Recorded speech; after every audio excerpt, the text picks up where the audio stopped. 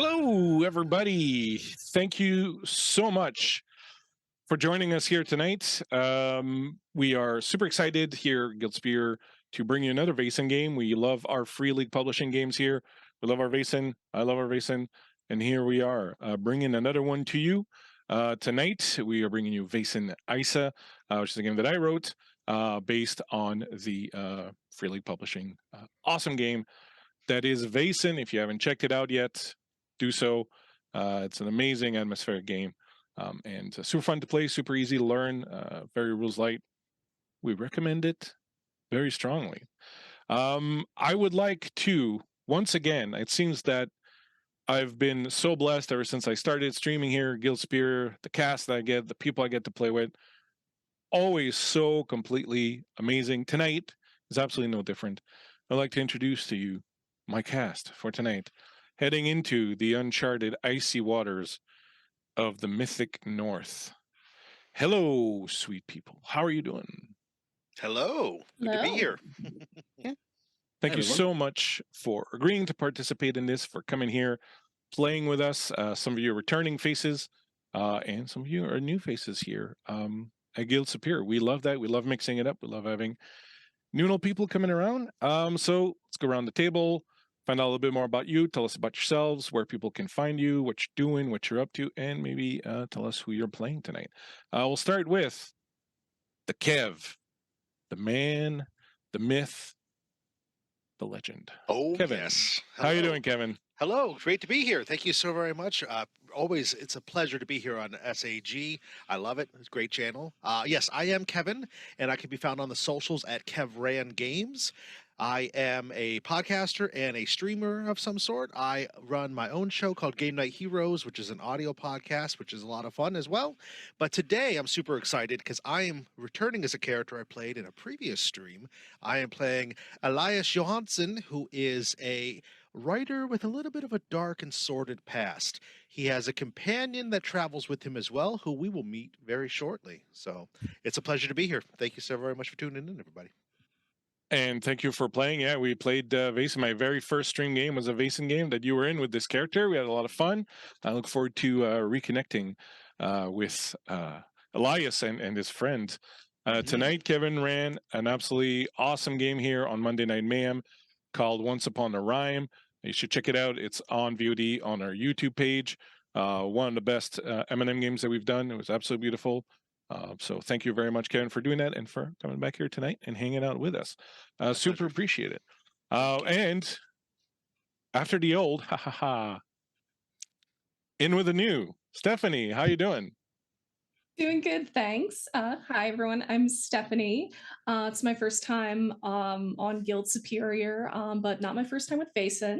I met Chris and was introduced to Vaesen for a one-shot during the holiday charity fundraiser on the Live from the Apocalypse Twitch channel. I can usually be found lurking in the Discord there under the handle Lavenza.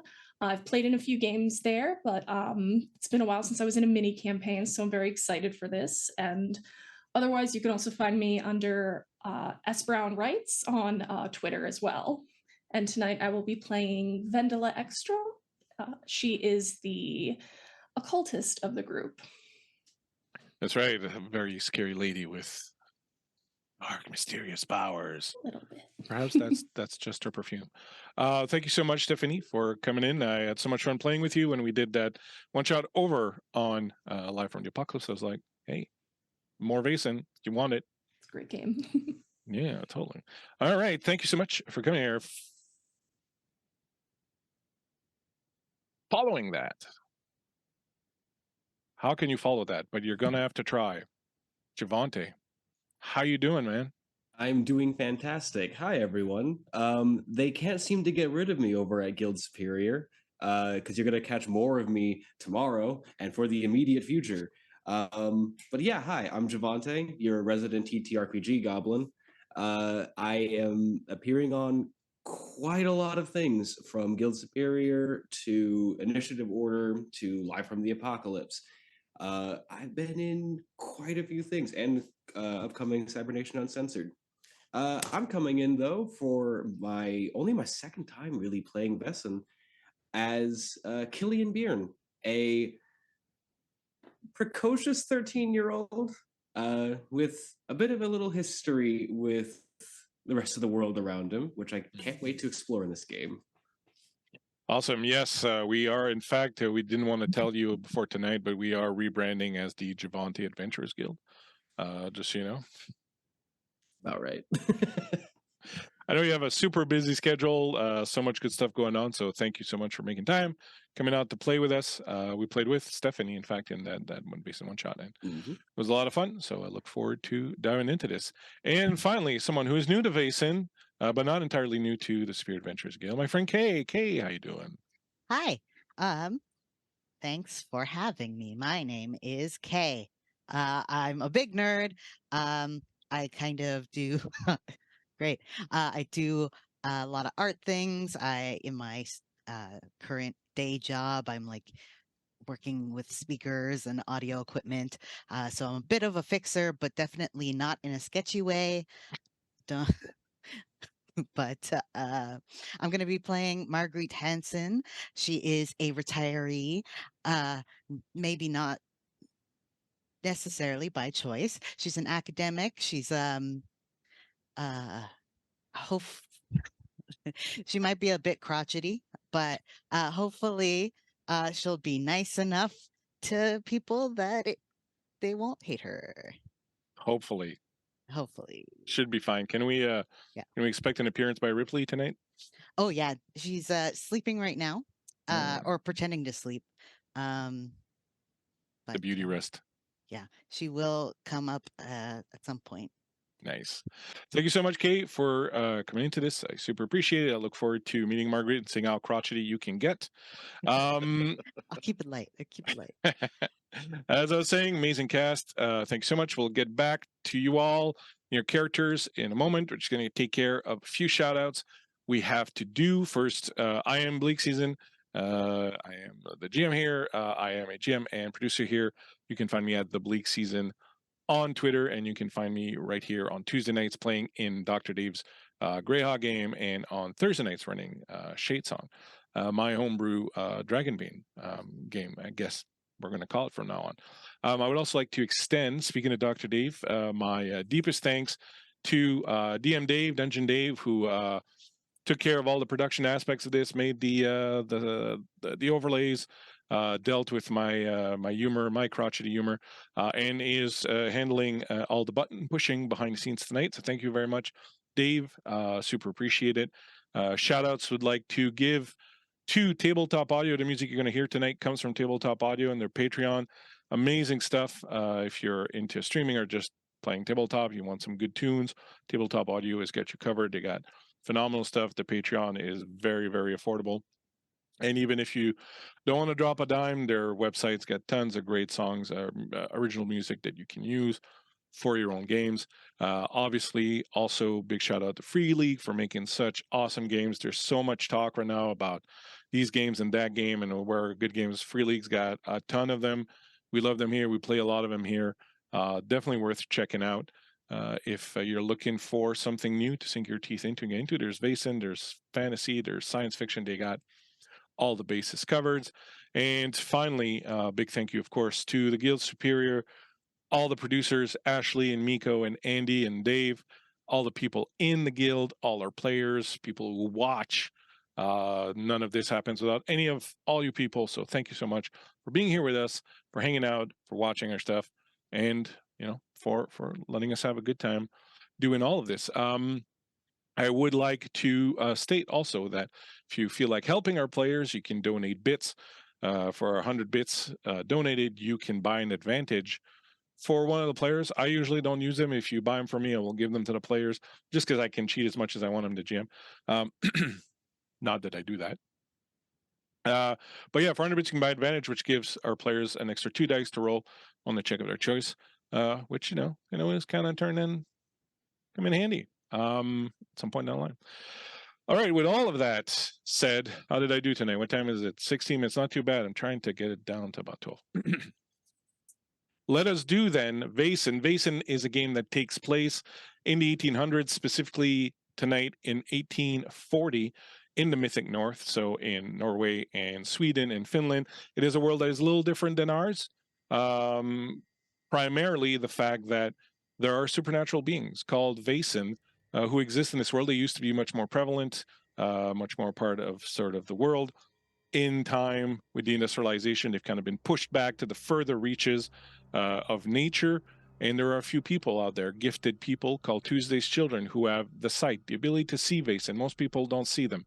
Whenever a Vaesen is being a pain in the butt, they just think it's some weird happenstance or so forth. But Tuesday's Children know different. They can see these creatures, and they've made it their mission as they work for society to hunt down, to investigate and hunt down these Vaesen, and when needed, because it's not always the Vaesen's fault. Sometimes it's unscrupulous humans who are doing the bad deeds and just sort of using the Vaesen as their scapegoat. So these people go out, investigate these situations,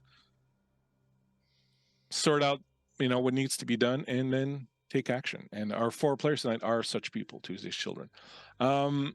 We begin then our this evening's game in the North Sea as a steamer ship, which are fairly recent. By this point, the first steamer ship to cross the Atlantic was in the late 1820s. And basically, the steamer ships that we have these huge wheels on the side, and they still have sails. So sometimes they sail under sail power, but the first transatlantic trip has been taken. It's still emergent technology to a certain point, but there is one here tonight that is making a trip back from the coast of Finland up around the northern part, down along the coast, and heading down into Norway, carrying a host of passengers, including our players. You have been now on the SS Vendestern for about 24 hours. You spent one night aboard, which was went by without any troubles, perhaps a little bit cold, and kind of difficult to sleep with the chugging of the engines and all that good stuff. It's not exactly a silent technology yet. But you're on your way back from Finland, each for your own reasons. A couple of you were out there to on society business, trying to find some books that you were bringing back. Some of you were out there perhaps looking for answers to some family secrets, and others of you are perhaps here for more mysterious reasons, and we'll discover all of these. But as you're chugging along on your boat along the northern coast of Scandinavia, the skies last night when you went to bed were aglow with the northern lights, a grand celestial sea of green and purple lights that shimmered across the dark blue sky of the north. The voyage has been peaceful, with just one slight detour to circumvent the maelstrom that is often found swirling on the tip of Lofoten. After a quiet evening and a fine meal, you retire to your rooms for a bit of reading, perhaps, or crocheting, or whatever you do to pass the time, before turning in for the cold night. You're awoken suddenly and thrown out of bed as the ship appears to have come to a very sudden screeching halt, the sound of wood and metal straining under the stress of some impact. You pick yourselves up off the floor as the alarm bells are ringing and people's voices begin filling the air outside. Kevin, tell us, Elias, what happens as he is thrown roughly out of bed, rolls on the floor, arms akimbo. How does he react? Absolutely. Elias actually, when he hits the ground, he actually he's got a pain in his legs because he actually has tied himself to a chair rather than be in the bed. He is on the floor and he realizes that he is on the floor. He looks around hurriedly and he yells out a name, Marta. But then he realizes that he's alone. He will take his hand. He checks for something within his overcoat. Luckily, it's still there. And he looks around to make sure there's no writing implements nearby. There's not. So he will untie himself slowly, get to his feet, and he starts to look around a bit concerned. When he stands, he's a man of average height, average weight. He has dark hair. His facial hair is a little bit more groomed lately because he's starting to get a little bit more back into the nature of being civilized. But he wears darker type clothing, and he stands, he stretches for a moment, and then he is going to try to make his way outside of the room because he wants to see what's going on. This definitely is a cause for concern. And Now, how was he tied to this chair? he had a leather strap that he had, basically like a belt that's a little bit longer than a typical belt, that he had around it, and it was fastened in a way that he would actually have to be awake and physically interacting with it. It's not just going to be something that somebody can come up and undo. So yeah, so he does that. He actually takes that belt and he puts it around his waist, and as he tightens it, we would notice that there is a pretty prominent bulge on the one side of a weapon that hangs underneath his coat, which is what he was checking to make sure was still there. And he does this every night. Tie himself Yes. like this. Oh yes. Interesting. One wonders what lurks at night in the brain of Elias. Are we going to go there? Maybe. We'll see. In a room nearby, your friend and associate in the society, Marguerite Hansen. How does Marguerite come awake in this sudden stop of the boat, of the ship? She was in a bed, in the not tied to anything. She was pretty. I think she's very stiff when she sleeps, and so this kind of being thrown from the bed will cause a lot of pain. So she probably cries out, and looks around nearby. Hopefully, if by any little bit of light, she reaches out to grab a small handkerchief and hides it as she cries out, like, "What's going on?" What sort of dreams was she having before she got thrown out of bed? They were like dreams of previous successes in academia. Maybe other nights she usually dreams that she has a paper due and that she hasn't started it yet. But that night or this night, I guess she is. I think it was more run of the mill, being praised for her great findings in mathematics, and she was also good in languages as well. So, It was a good dream. Yeah, she's reliving the past, the glory days. The glory days. Well, as a man kidnapping myself, I can tell you the glory days are few and far between, so you take them when you can. Excellent, very good. And in another room nearby,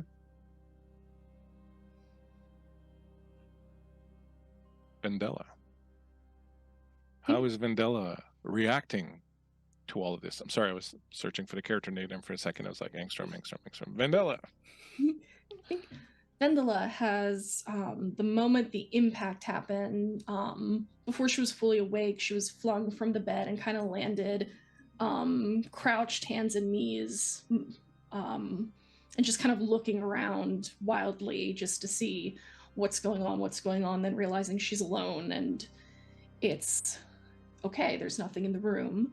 She is a woman in her 20s. She has kind of auburn hair and freckles, pale skin, gray eyes. She wears these bracelets she's acquired that are made of bone, and she's kind of got her traveling pack with a few books laid out across the bed, which are now on the floor, and she just kind of shakes it off and just starts putting her things back together, getting everything back in the bag, and just kind of tidying up in case they need to get off this boat fast. You never know what might happen. Does Vendela know how to swim? She knows how to swim. I think she's trying to learn. Her practicing has probably been in more water where she can put her feet down when she needs to, but the ocean would be a first. So. Certainly warmer water, one would Certainly assume. warmer water, yeah. Very well. And I would like to take a moment to thank Solution so much for giving us a little raid, for coming in, raiding our boat like the pirates that they are. Thank you so much for dropping in, checking us out here. A little Vaesen game. And somewhere else on the ship, below deck somewhere, in a room filled with luggage, gear of all sorts, boxes and barrels, and a cage with a suddenly very frightened dog, is also a young man. Killian. How's Killian handling all this as boxes and luggage and whatnot come falling off the various shelves and nets where they were being sort of half-assed held, and things just rain all around him? How does Killian react to all this? Killian is probably one of the that didn't actually get to sleep because he's precocious and a 13-year-old. You're not going to get him to go to sleep at any regular time of the evening. And as all the luggage starts to fall, you see him start to duck and weave through them. Just, wait, hold on. No, don't you be freaking out now. You're good. I'm gonna head over to the dog cage. No, see, everything's all right. Yeah. See, it's just a little bit of a bump in the storm. Everything's a little bump in the storm. You're gonna be all right. He seems very worried, and he keeps looking over his shoulder, like towards the door, as if he's expecting someone perhaps to come through that door any minute that he wants to see. But he seems very disturbed by what's going on, and you can tell that he got kind of slammed around a little bit in the whole thing. No, you're all right, Pooch. You're all right. Just gonna give him a little pat on the head. You're good. See, nothing's happening to you. You're all fine. With your kind and gentle ministrations, he eventually calms down and starts just sort of licking your hand, and eventually kind of settles down a little bit. And you can tell that he's maybe been hurt a little bit as he's kind of favoring one of his legs, but he doesn't seem to be too banged up. I think I know just what might suit you right now. Yeah? Mm-hmm. It's the middle of the night. You know what I don't want to do whenever I get myself banged up? Get myself a nice bit of food, right? I'm gonna get you some food, yeah. Tail starts to wag. And before I'm going to head out the door, I'm going to just quickly search into one of the fallen luggage to see if I can snag whatever shiny in the first one I pull. You're looking for, I'm sorry, you cut off there. A key or whatever is shiny, or like if it's a pocket watch or some loose change, I'm just going to snag something from one of the fallen luggages and just... Okay, absolutely not a problem. You find there's like some sort of, perhaps like a small mirror or something with a little silver frame around it. Would that be good for you? Perfect. He's going to stuff that in his pocket, look back to the dog, and then head to the door. Oh, he turns around in his cage a little bit, but then eventually sort of sits down and waits very patiently because he's a good boy. He's a good boy. He's the goodest boy. Eventually, as you hang out or sort of in your room, perhaps some of you stick your head out to try and see what's going on. You hear voices outside. People walk in, and eventually there's a knock at your door.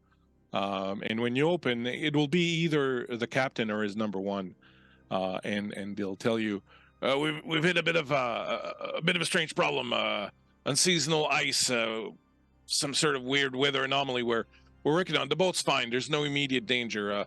We're asking everyone to please stay in their rooms for now. It's warm there. We know where everyone is. We need to do a head count, but very soon we will come back and we'll gather you in the dining hall and explain what's going on and so on. So as soon as we sort it out ourselves, but there's no immediate danger. The boat is not damaged excessively. The boat is not leaking. We've made sure of that. So please just stay in your rooms for now until we get the head count, and then we'll be back to gather everyone to explain what's going on. But please stay in your rooms. And they will sort of leave you like that for a little while. So you'll be in your rooms perhaps for another 20 to 30 minutes while the crew tries to figure out exactly what's going on and sort of what's happened. How do you use that time? What would you like to do during that time that you're sort of locked in, so to speak? You're not really locked in. If you try to handle, you'll see you're not locked in. But so let's go with Kevin. What would you do in that time? Sure. Elias is going to go over to a small little bureau that's in the room. It's part of the furnishings in here. It's near the head of the bed that's in here, and he's going to open it. He takes out a book that he has in there, some case files that he recently retrieved. He just checks them to make sure they haven't been moved around or tampered with. He's got them stacked in there a certain way to know if they've been moved around, and he just checks to make sure that those are okay, as well as the fact that some other different effects that he has are not messed with at this time. Well, nothing has been messed with, but some of the things have definitely moved around and kind of been jumbled. Some of the books maybe have like a little bit of a dent in the corner now and things of that nature. Nothing too untowards, but definitely no one or nothing weird has happened here. It's just now everything's kind of like on the floor or sort of like all over the place. Sure. Yeah, he goes to picking all those things up, reorganizing them, getting them back into their proper places, and just making sure that everything seemed to be okay. And since it is, he will sit at the edge of the bed, patiently waiting, and he just sits there, just still, staring at the door, waiting for someone to say it's time to come back out. All right, excellent. In a nearby room, what would Marguerite be doing during this time that you have? Oh yeah. The first thing she'll do, she figures that something is happening, so she can't have anyone see her in her night clothes or her house robe. So she's gonna get fully dressed. She stashes the handkerchief in a deep coat pocket. She also dresses warmly because already she can feel the cold seeping through into her bones. She's not as young as she used to be, let's say, and she'll grab her cane and just walk over to Elias's door and start rapping on it. Just be like, Elias, what? Do you know what's happening? This guy came and he told me that like, the boat is there's ice. What's going on? Elias will normal? stand. He'll cross to the door. He'll open it. Ms. Hansen, it's good to see that you are well. I trust that you were sleeping well before. Ah, yes. I was unfazed by the tumultuous waves overnight, of course. No, I did fall asleep eventually, but do you know what's happening? Like, is the snow normal for this area at this time? I think they said that it was unseasonal, but I assume that they know what they're doing. I don't mean to question the captain or the crew. They have their purposes, as do we. Do not worry, the portable library was not damaged, nor were the case files and casebook that I created before we left. So we should be in good order. I would, however, be inclined to perhaps let you know that although this is not normal, I don't think it's exactly anything to be super stressed about. okay. Well, I guess sit and wait. You say the books are all right? They are. Okay. I'll go back to my room, rapping. You could probably hear from Elias. Could probably hear from his room me rapping my cane along the floor, counting seconds, basically. Mm-hmm. And he'll just return to his bed, sit at the edge of it, and just again stare at the door. He just sits there very patiently and waits for the call to action. Mm-hmm. In the room nearby, Vendela has been apprised of the situation, and how would Vendela then use this time that she has? I think, are there any like portals in the room going outside? Yep, there's at least one in your door. Okay. But none going to the outside of the boat to look over the water. Yeah, well, so the way the boat is done, your cabins are built like, well, I'll show you the map in a second, but the cabins are built on the deck, and so you open your door and there's a few steps and there's the railing and there's the water right there. Oh, okay. You're not like inside with a corridor. Your door gives way outside. Gotcha. I think she is going to initially, she kind of glances through the portal out, onto the deck to see what the situation is. She's not going to go out just yet. She's get her boots on first because she was sleeping with her clothes on because it's warmest that way. She double checks everything, and before she goes out, she is going to pull out the yew branch she found up in the islands and just kind of study the runes over it, and is kind of kicking herself for not asking her father to find a book on runes before she left. So one of the things, so when you look outside, first of all, you see there's a fairly intense mist surrounding you, and you realize that your thought was that you should be able to see the coastline because the ship doesn't go very far from the coastline, but you don't. You just see this mist kind of surrounding you.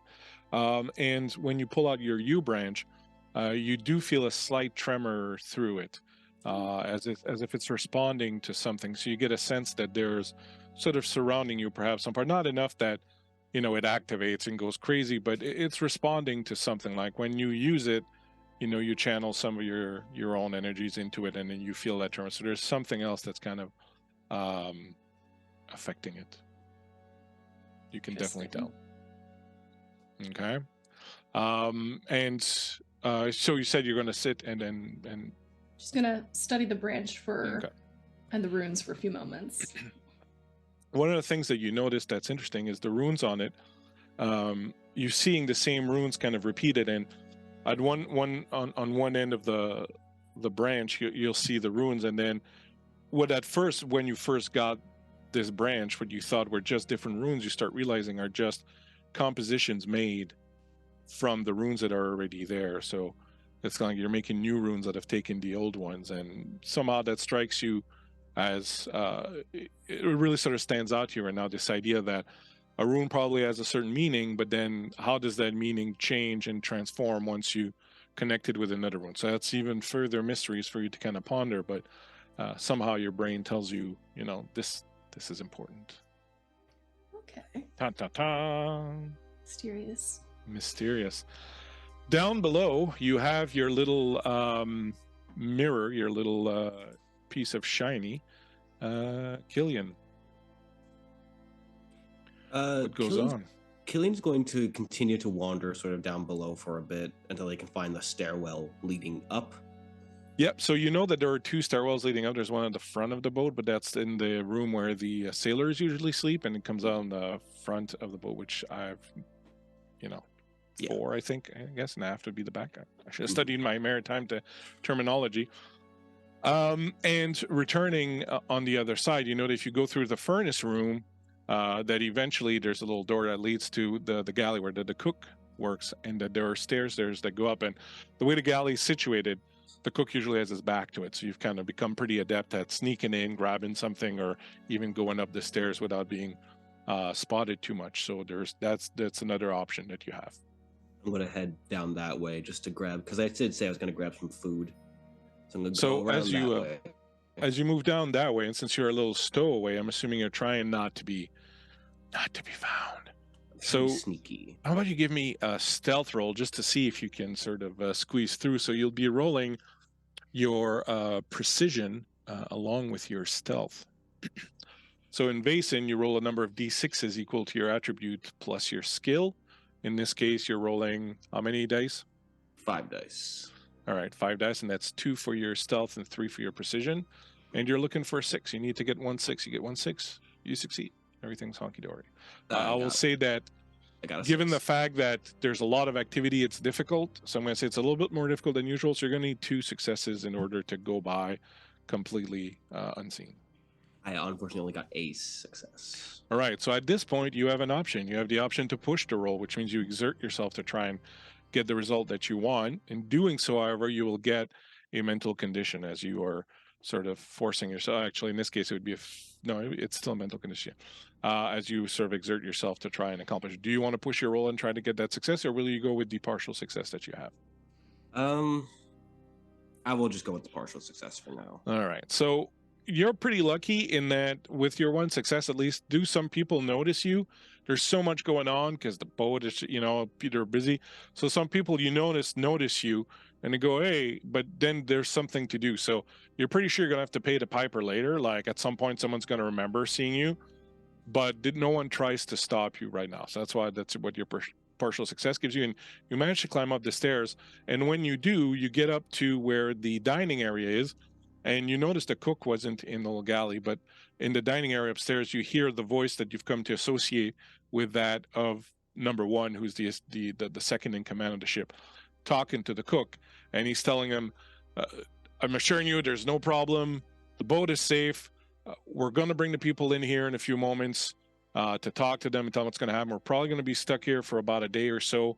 The captain has asked that you prepare a royal feast for breakfast, everything you have thrown at them.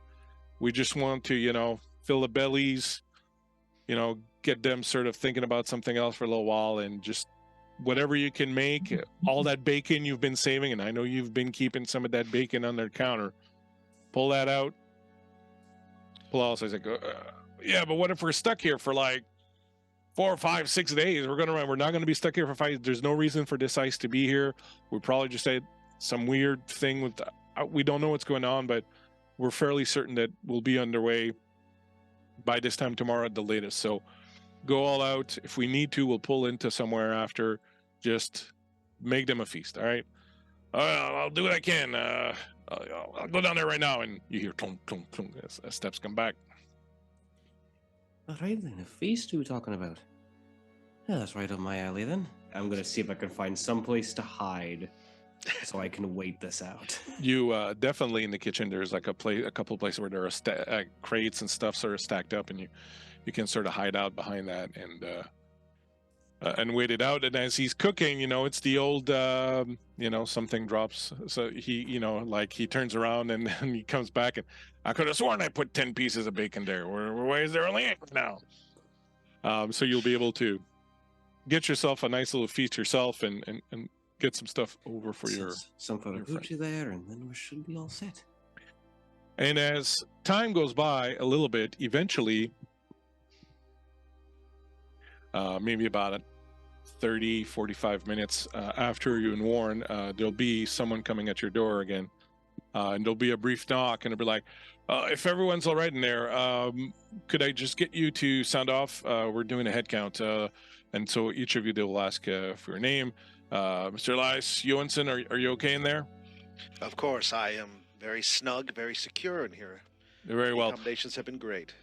Excellent. The captain asks that everyone convenes in the dining area in 15 minutes' time. He will address you directly. I would be happy to. Thank you very much for the update. So you'll go around to each of your rooms and make sure that everyone's all right. And once that's done, we will take a look at the Owl Bear.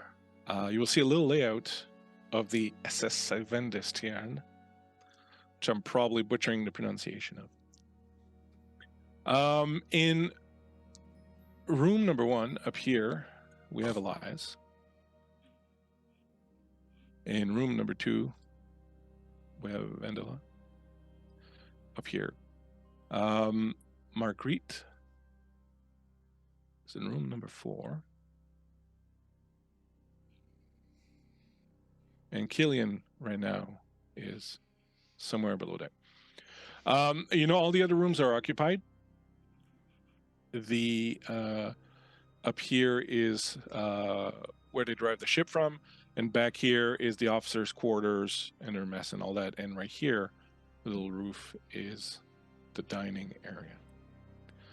So as you all make your way towards the dining room, you will find yourselves arriving in the ship's dining hall. I will place your characters on here. Very cozy. You're hiding just outside there. Very cozy indeed. And there are a number of other people here. Perhaps I could make the map a little smaller. I'll give me a second. I will adjust the map because it looks a little ginormous. So we'll go 20, 16.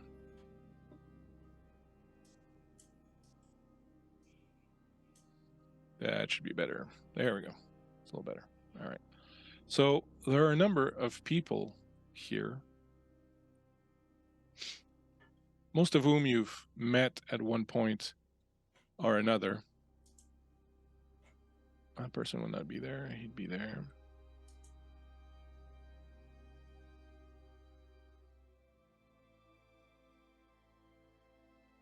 And waiting for everyone to come in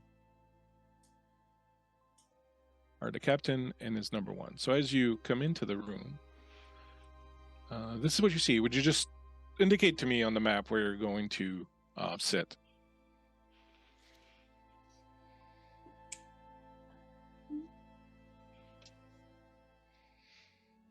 Right in the front. Elias is like, front row seats. Why not? I would have walked up and in here with Marguerite because we are semi-working together in a capacity here.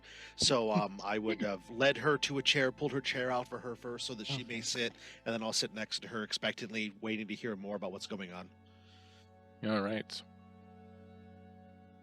The man who's table you're sharing right now welcomes you as you come in. You perhaps talk to him in passing at some point.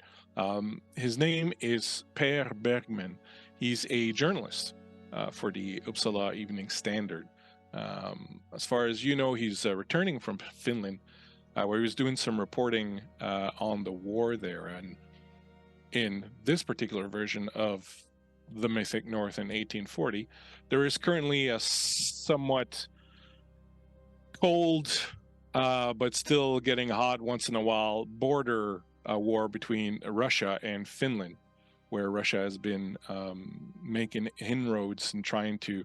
It started out as just like, kind of playing chicken a little bit, but it's increased a little bit, and there's a bit of a front, and there are people from all over Scandinavia, Norway and Sweden, who have gone to Finland to participate in this to help them defend the land, because they're of course figure that if they come through, they're just going to eat the rest of it. But there's definitely not everyone agrees with sort of what's going on. There's definitely an undercurrent that Norway and Sweden should stay out of it completely, that this is the Finns' problem, and it is a minority voice, but Per Bergman happens to be one of those voices. He is a reporter, but from what little interactions perhaps you would have had with him, you would know that he's someone who advocates that Sweden and Norway should stay out of there, and that's what his reporting so far has indicated from there. But he's a fairly affable man, and he's always been fairly open with you when you've had occasion to chat with him. You'll come in, sit down. Vendela, you're sitting alone at a table. You recognize some of the other people. We will meet them as sort of we go along. But for now, we have the captain and number one, and try as you might, you've not been able to get another name for number one other than number one. And it appears as though number one is perhaps the son of the captain, Captain Lundvik. But no one calls number one anything other than number one. And in their official caps and overcoats and Wellington boots, they look pretty identical. And the only way really to tell them apart is that one has white hair and a white beard, and the other one has still blonde hair and blonde mustache. But they're otherwise fairly similar, and they've been very warm and very welcoming, and you've crossed them here and there on the ship during the voyage, and they've always been sort of very kind. And as you kind of all come in and sit down, the captain says, please find a seat, get comfortable, and there's coffee and tea and whatever else you might want on the tables. It's already been served, pitchers of water, as well as some things to nibble on, like some fresh fruits, some yogurts, things of that nature. Please, I understand that you must be famished. It is quite late in the morning, and we apologize for having kept you in your rooms, but as I'm sure you understand, it was a question of safety for everyone. Well, there's no other way to put it other than we appear to be stuck for reasons that we cannot yet explain. It appears that this particular section of the sea is frozen. We did not detect anything. It happened very suddenly. We entered into a bit of a mist, which is not unheard of this time of year on the coast. And suddenly the boat jerked to a halt. Thankfully, because it was ice, some of it gave way a little bit under the inertia of the boat moving forward and the power of the motors. And so the stopping was not completely abrupt, but the ice appears to be fairly solid, and we are right now mired in place. That being said, the boat has not sprung any leaks. The damage has been minimal, mostly to the wheels, which are made of wood.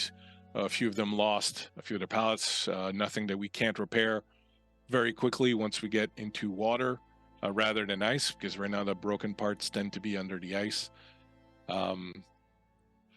We unfortunately don't know when the ice will go away, but it's so unseasonal that we expect it's just some strangeness of nature, and we do hope that within 24 hours time, as this time of year, the weather should be fine enough around here that we'll be able to move. We are a few hours away from the nearest settlement on land. There are a few islands nearby.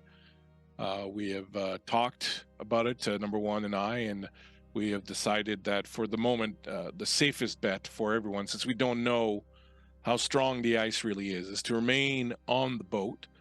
We would not want to risk anyone going out onto the ice and finding it to be much thinner than we expect it to be.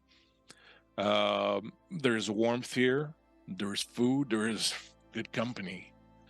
So we would simply ask that you treat this as perhaps a little inconvenient detour, but we've ordered our chef to prepare you a wonderful breakfast here, and we will be serving that in just a moment. And our stores are stocked. There is really nothing to worry about. We're not about to run out of food. We're not about to run out of heat. We are perfectly fine. We will be firing off flares every 15 minutes. Perhaps someone will see them and come by. We are not that far from the coast. Once we determine that the need really is great enough to get off the boat, we will be able to, and we will ascertain that situation once we get to that point. However, now I would like to answer your questions, if you have any pertaining to this situation or whatever else. Are there any questions? While he was saying everything, Elias will casually remove his eyeglasses and he pulls a handkerchief out of his pocket. He starts cleaning them as he starts casually, it would seem to a casual observer. He starts looking around the room. I want to see if there's anybody who's acting out of sorts, anybody who's nervous, anybody who might be having a concern besides just the fact that we're stopped in the middle of the night, if I could. All right, go ahead and give me a observation roll. Okay, excellent. So that's based on empathy. My empathy Yes. is 5. My Mhm. observation is a 2, so that'll be 7. Oops. Hang on a second. I'm trying to use the fancy dice roller at Owlbear Rodeo. And I thought you could type in multiple dice, but apparently you can't. 1, 2, 3, 4, 5, 6, 7. 6 is a success, correct? Yes. Then I have 1 success. I don't feel the need to push it right now, however. Well, one success is good enough. Give me a second. Yep, so you get one success. You look around the room. You can see people in general most people are a little worried, as anyone would be in this situation. The only people that seem to be perhaps a little bit more worried that you would expect. In the back, there is the good doctor. Here, let me show you the good doctor. Dr. Oscar Ackerman, who, if you've spoken to him over the last 24 hours does come across as a little bit of a nervous fella to begin with.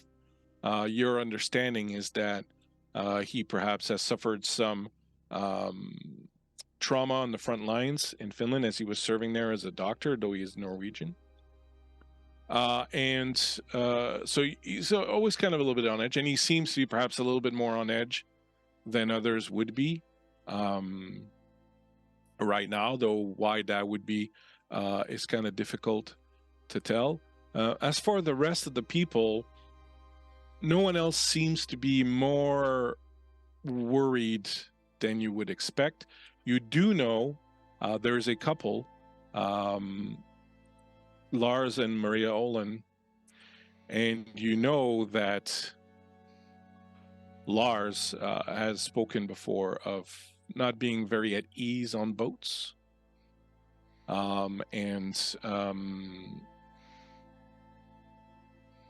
He might also be looking a little bit more peaked than the others in this particular case, simply because he hates being on boats to begin with. Okay. But those are the only ones that really sort of stand out to you as appearing a little bit more nervous than others would be. Okay, perfect.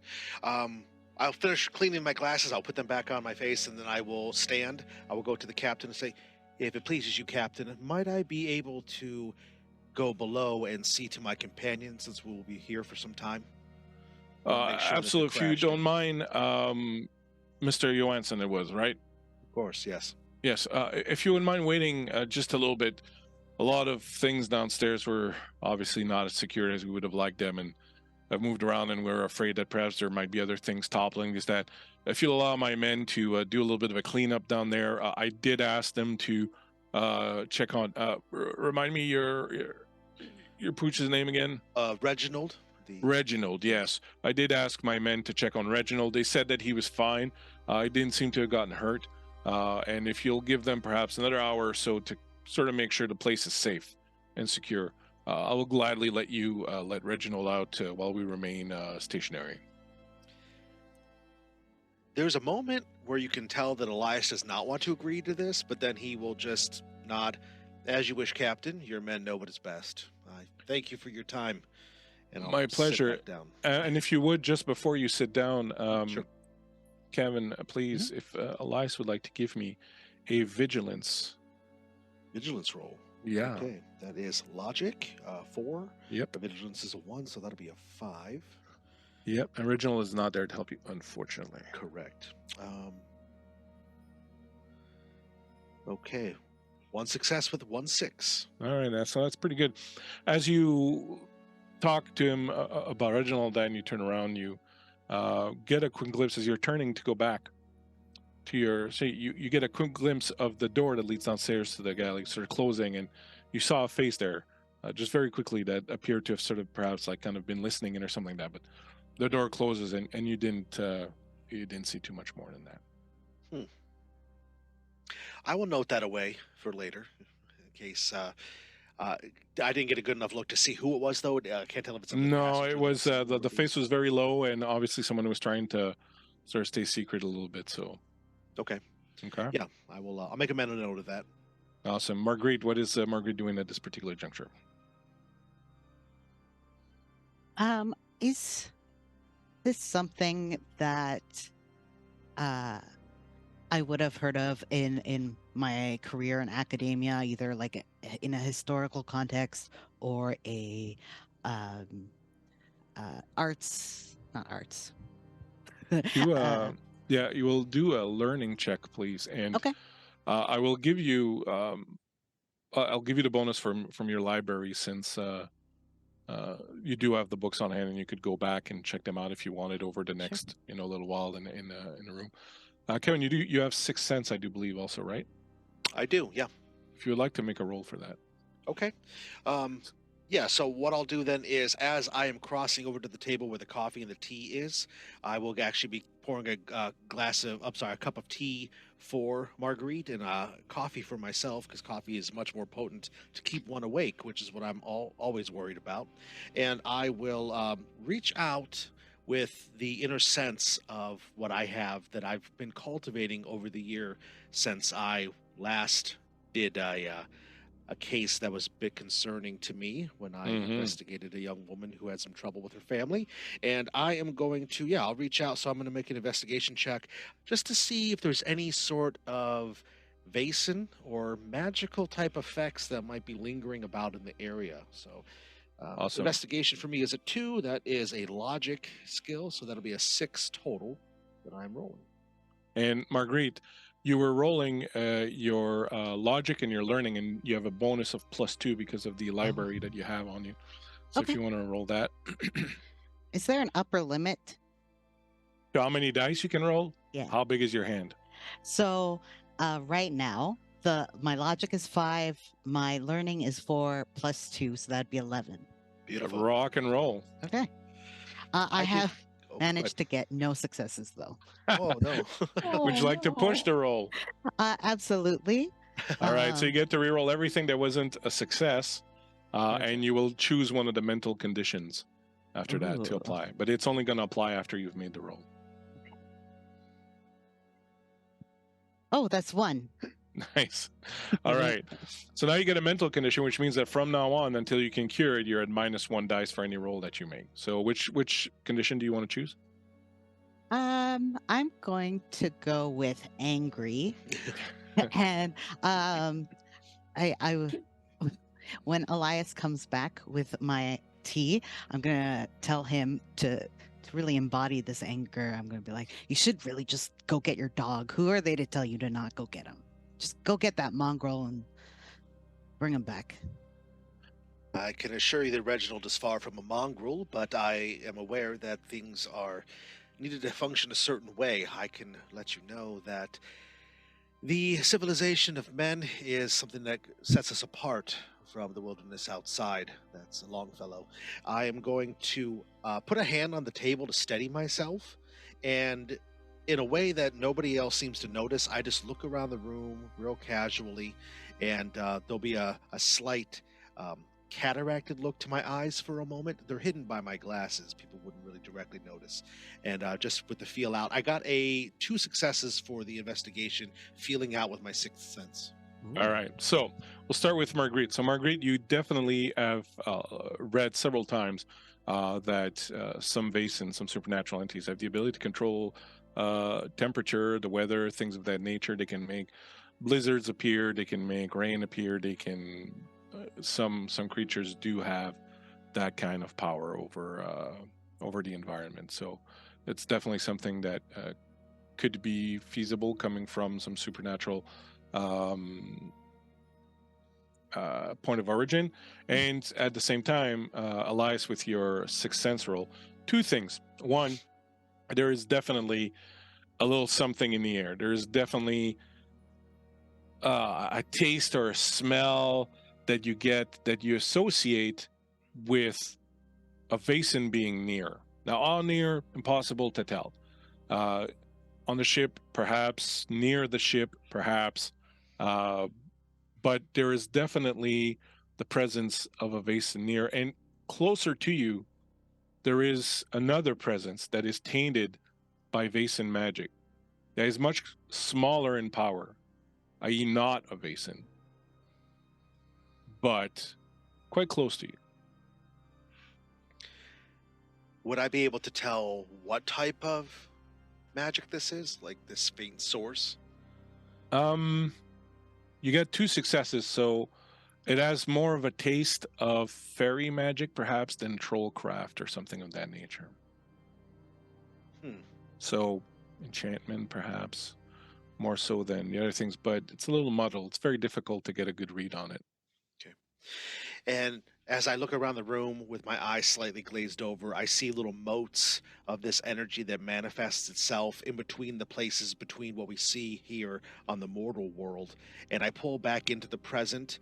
My hand, when I come back to, is no longer rested on the table to steady myself. It's actually in underneath my overcoat, holding onto that item that I checked to make sure was there before. I realize that I'm doing this, so I will take my hand away, and I stretch my hand for a moment, a little bit of a cramp And you also realize when your sight refocused that Yes. you were looking in the direction of Vendela, who is doing what exactly at the end of this particular discussion?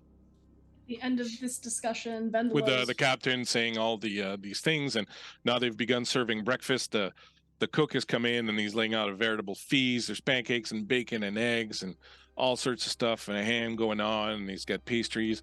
So as that is going on and the captain has finished his little speech, you do notice a little bit of that exchange with Marguerite and Elias, and you do see that he kind of seems to get lost in thought, perhaps a little bit, and sort of his head kind of turns towards you. And when he refocuses, he's looking at you, but he seems kind of surprised, like that wasn't his intention, sort of thing. What is Vendela doing at this time when he sees you? At this point, she had her map book out and had been looking at that. And once the captain had finished with the announcement, she just kind of stood up and was just like, "Excuse me, Captain, where off the coast are we? Of Norway, I believe, still?" Yeah, we're just in the northwestern portion. We're just past the Lofoten point. We were on our way back towards the coast, per se, when we stopped.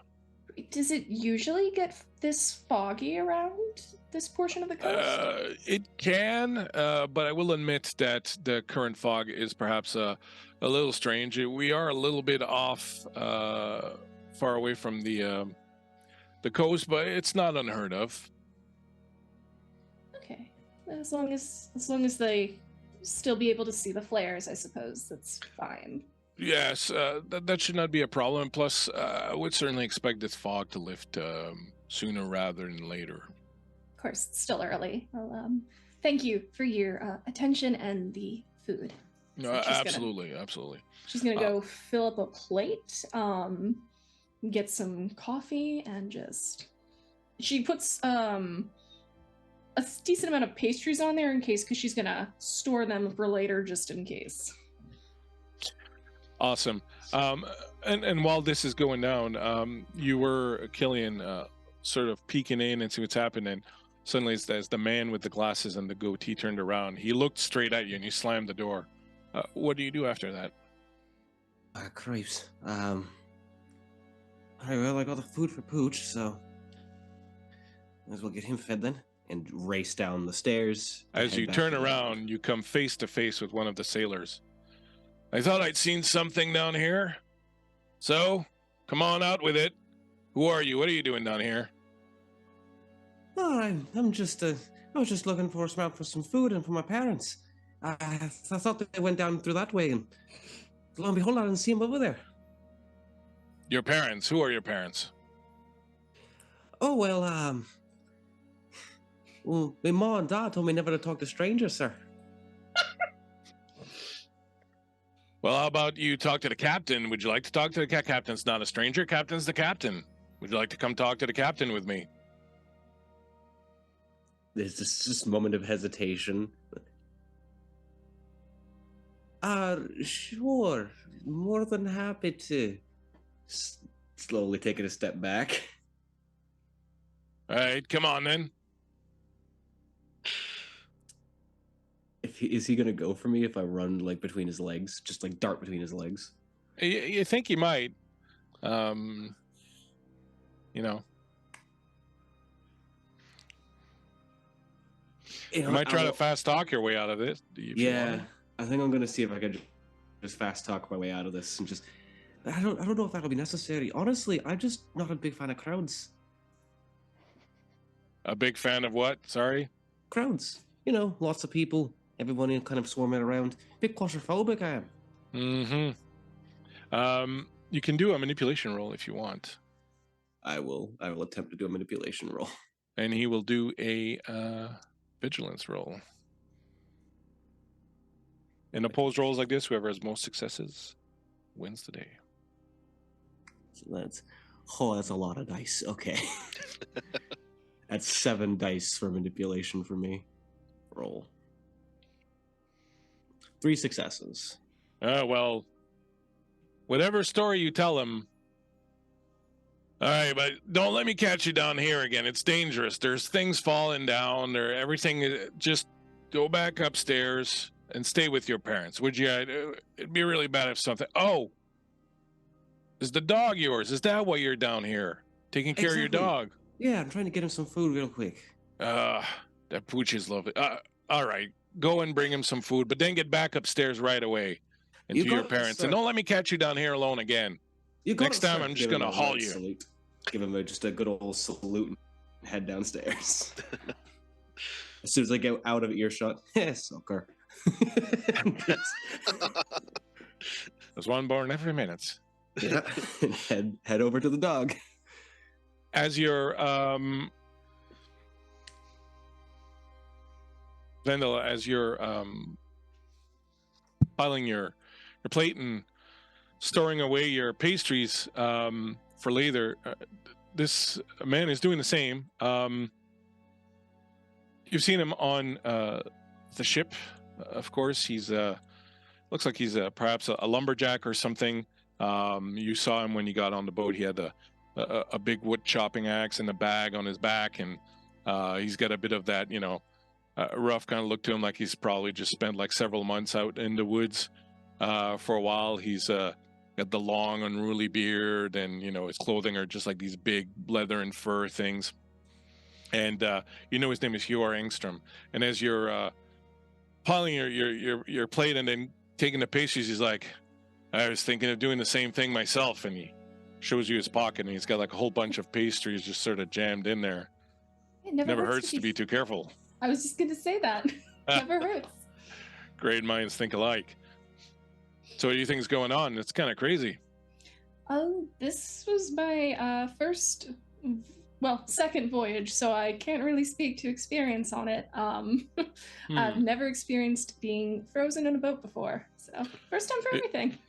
It's my first time on one of these steamships too, and I must say I've only ever taken a boat ride once before. I'm more of a train guy myself. Where are you heading? I'm headed back to Sweden. Family there? Oh yeah, family there. I'm sure they're very worried. If it was a delay, I'm sure they'd be very worried. What about yourself? Family or work? Unfortunately, as family, it's a little bit of a. He sits down with you, as you said. My father's doing poorly, and unfortunately, they feel that you might soon be done in for, as they say. And I've been out working in the Northern Forest there for several months, but there's no one back home to take care of the farm, really, with my father this way. So they've written to me and asked me to come back. And unfortunately, I had to leave my job behind to travel there. But one must do as one must do, I guess. I'm very sorry to hear that. I hope it doesn't get worse. I hope it's as easy as it can be for him and yourself. Well, he's had a good life, I'd say. He's had a big family. He's done well. The farm has always done well. He's come from a very small village, and he is certainly sort of the big pants around the place, if you know what I mean. And he's certainly done well for himself. I don't think he has many regrets. Or at least none that he's really spoken of to me, but we don't get along that well, him and I, but still difficult. Yeah, still very, very noble of you to, in spite of that, still return to see him. Well, as I said, one must do what one must do. I don't have much of a taste for small rural life and farm work, personally. I much prefer the open air, the forest. That's where I feel most at home. How about you? You a city gal? Was it that obvious? Yes. Yes, born and raised. And, eventually you want to see new things and kind of explore the open countryside a bit. And I figured taking a boat along the coast and stopping at places along the north would be a very big change of scenery from what I'm used to. And did you see any interesting places? Oh Yes, I saw some of the coastal towns. I saw some of the vast forests up north of Norway. Some of the islands near Soroya as well. Much colder there. Yes, definitely. Yes, but it was all very beautiful in its own way. The way nature kind of shifts as you go further from leaves to just barren rocks. They are all. It seems frigid when there's nothing growing around, but there is. I think most places have their own beauty if you just know how to look at them. Yeah, absolutely. Absolutely. And if I may ask, and please tell me if I'm overstepping here, but did you find it? I find the beauty in nature. No, whatever it is you were looking for. You have that look about you of someone who is searching for something. I'm just kind of searching for just a purpose, I guess, that's my own and no one else's. It's ongoing, I would say. I'm very ongoing, but it's still early. Well, actually, I'm afraid it's not going anywhere right now, unfortunately. The ice, yes. Well, hopefully they'll get us out of here soon enough. Oh, In yes, the meantime, especially for your sake. Well, one day more or less. I figure if he's determined to wait until I show up, he'll be there when I show up. My dad's got a bit of that strong-headed factor going for him, so... Sounds like he's the type of man to, once he puts his head to something, that's where it stays. Oh, he did. He was. Certainly a strange time growing up in that village. It's a strange place, but... anyways. Stranger than most. Stranger than most. Oh. But enough about me and my sad stories. There's pancakes to be eaten, and well, it's been quite a while since I've gotten to enjoy pancakes that wasn't made out of whatever the hell it is the cook on the lumberyard makes his pancakes out of. But I'm going to tell you, it's nothing that's really edible. At least something good came from the ice. Absolutely. See, I like that. Look for the positive. Exactly. That's a good trait. And as you finish up your breakfast with your chatting away, Margaret and Elias, you will notice at some point, the Miss Olden will leave after she's had some breakfast with her husband. She'll check with her husband, make sure that he's okay. He seems to, after getting a little bit of food and whatnot, he seems to kind of be doing a little bit better, and she will get up and go out and leave the dining hall. And I would like to know what will the three of you be doing at this point? You can stay here, talk to some people. You can go back to your rooms. You can do whatever you want. Mm-hmm. There was a couple of times trying to be surreptitious, but he's not that coy. Elias might have been noticed by Marguerite, or maybe even Vendela herself, glancing in her direction as if he's trying to figure out something.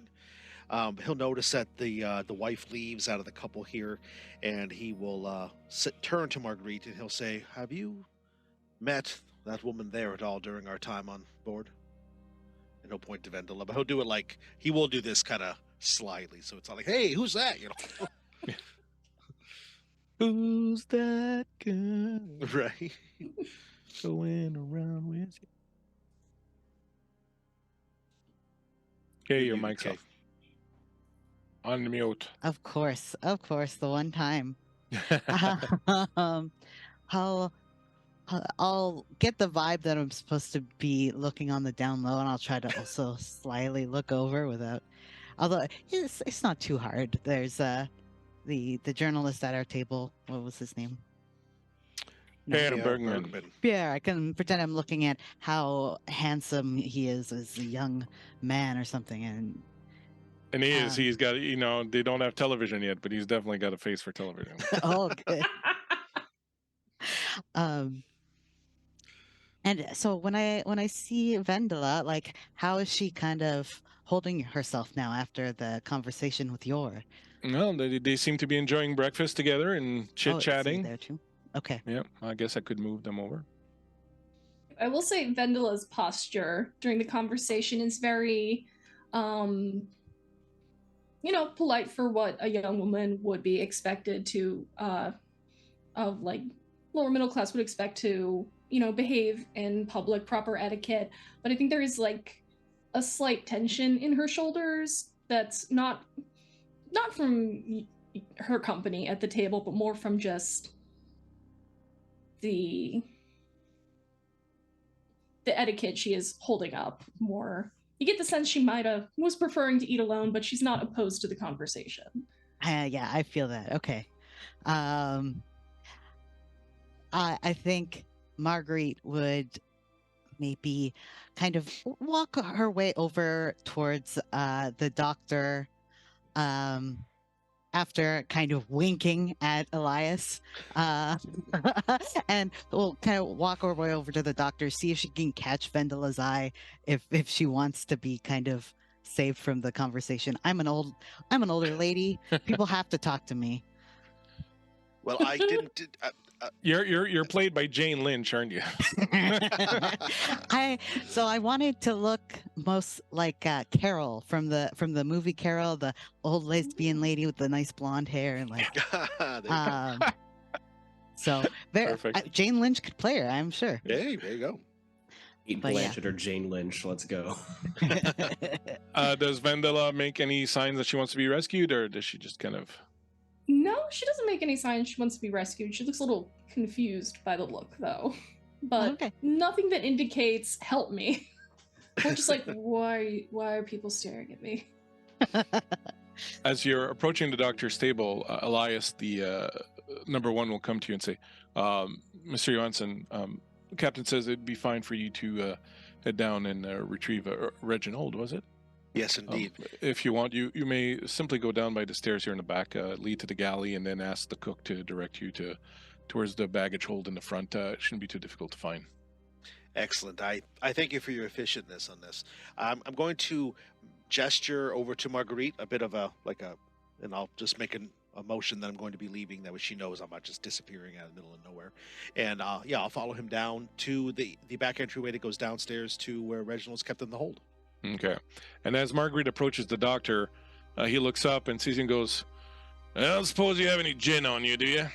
You look like the kind who'd have gin on her. I do, in fact. That's my favorite. My How savior. did you know? I have a way. I can smell it. Please, have a seat. And he takes his cup of coffee and he empties it in whatever, some other plate. He's like, fill her up. If you don't mind, that is. Oh, absolutely. I fill him up. I'll pour a healthy dose into my tea. I don't care what it tastes like. Gin and tea. So, my name's Oscar. Well, Dr. Ackerman, but you can call me Oscar. Oh, Oscar. Dr. Oscar. Where did you study? In school. I studied in Uppsala at the university there. Oh, amazing. Do you know it? Absolutely. I have at least one degree from there. But were you practicing or were you in academia? No, I have not been in academia for a very long time. I took what they could give me, I paid for it, and then I left. I've been working in a little town called Kaln, just on the west coast of Norway. It's a small town, but even small towns need doctors. Most of my life, it's near where I grew up, and it was the type of place that always seemed to be lacking a little bit in the local medical help. So I thought I would settle there, and well, that's where I've been most of my life. Yeah, you do see that he's got his eye patch, and on the side of his face, like his skin is kind of damaged, and it looks like he had some sort of injury. Is that something I feel that I could ask him about without upsetting? Or It looks fairly new. Oh, like the fairly skin's new. still kind of red, and the eye patch is clearly new. Okay, I'll be like, goodness, doctor, heal thyself. What are you all right? Oh, this, and he points at his good eye. It's always been like that. Oh, okay. Say you need a better one, but Mm. No, it's the only one I have that functions right. You know what they say? That it is very, very unlikely for you to lose an eye, but that once you lose one, you have a 50-50 chance of losing the other.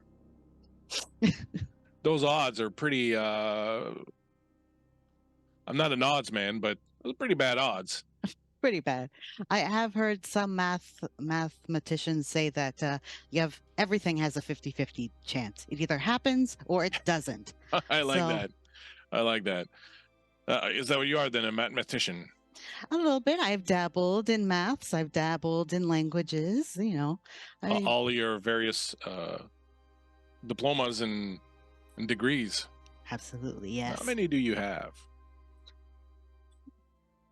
From accredited universities, maybe 3, but I've taken small things at different local or smaller colleges, less exciting, but But do you know how to knit? I am getting to that age now. I might as well learn. Do you know how to knit? Can you teach me? I know how to knit. I absolutely know how to knit. Oh, perfect. An old bachelor like me's got to learn how to do a whole bunch of different things. Oh, lifelong bachelor? I had I was married once a long time ago when I was younger. But, unfortunately, it didn't last, as you know. But you know what they say, marriages have a 50-50 chance of succeeding. Mine didn't. Oh boy. How about you? You have a Marriage? Mr. Diploma somewhere waiting for you? No. Maybe one day. I just haven't met the right one yet. Just dedicated to your work, huh? Mm-hmm. Well, I can get that. I can tell you that it's dangerous to be dedicated to your work. It can lead to some pretty scary things happening. So while you have your health, and he taps your cane with his foot, bad chicken leg notwithstanding here, you might consider enjoying life a little bit. Stopping and smelling them wild roses, as they say. If of course, we're frozen in the middle of the ice in the middle of the ocean right now, but. Hopefully we'll keep our noses, but okay. Well, thank you for chatting with me. I should see if my colleague has found his dog yet, but thank you. A dog? Is there a dog on board? Oh, is that a good or bad? That's good. I trust animals more than I trust humans these days. Oh. This dog is pretty cute, but I wouldn't tell Elias that. I'll make sure not to mention. Could I ask you for a favor before you go? Absolutely. Do you I'm want sorry to more ask. gin? Yes. It's a question of life and death. As a doctor, I am observing a strict regimen of gin medication, no more and no less than 7 cups per day. And this is only the 4th one, so. And so as you enjoy your gin with Dr. Oscar, heading downstairs, Elias, you walk down into the hold of the ship, and I will show you what that looks like here momentarily. You come down to the hold of the ship. There are a bunch, of course, of sailors working hard. There's the coal engine that needs to be fed, and then they're doing repairs to the boat, and they're kind of taking inventory, and they're putting crates and stuff sort of back where everything belongs. You are directed down into the galley here, and then through this door, and then over here you gotta kind of go under the pipes. Don't touch those pipes, they'll burn you. And then you come to this door, and on it says luggage and so on and so forth. So, Filian, you hear footsteps approaching the room where you are. And you see under the crack of the door a little bit of a shadow, perhaps, as someone approaches the door. Like look back, look around to see if I can find another hiding spot again. All right, give me a stealth. Thing I'm good at. Dice, there you are. I say, not rolling it. I rolled one success. Okay, not good, not bad.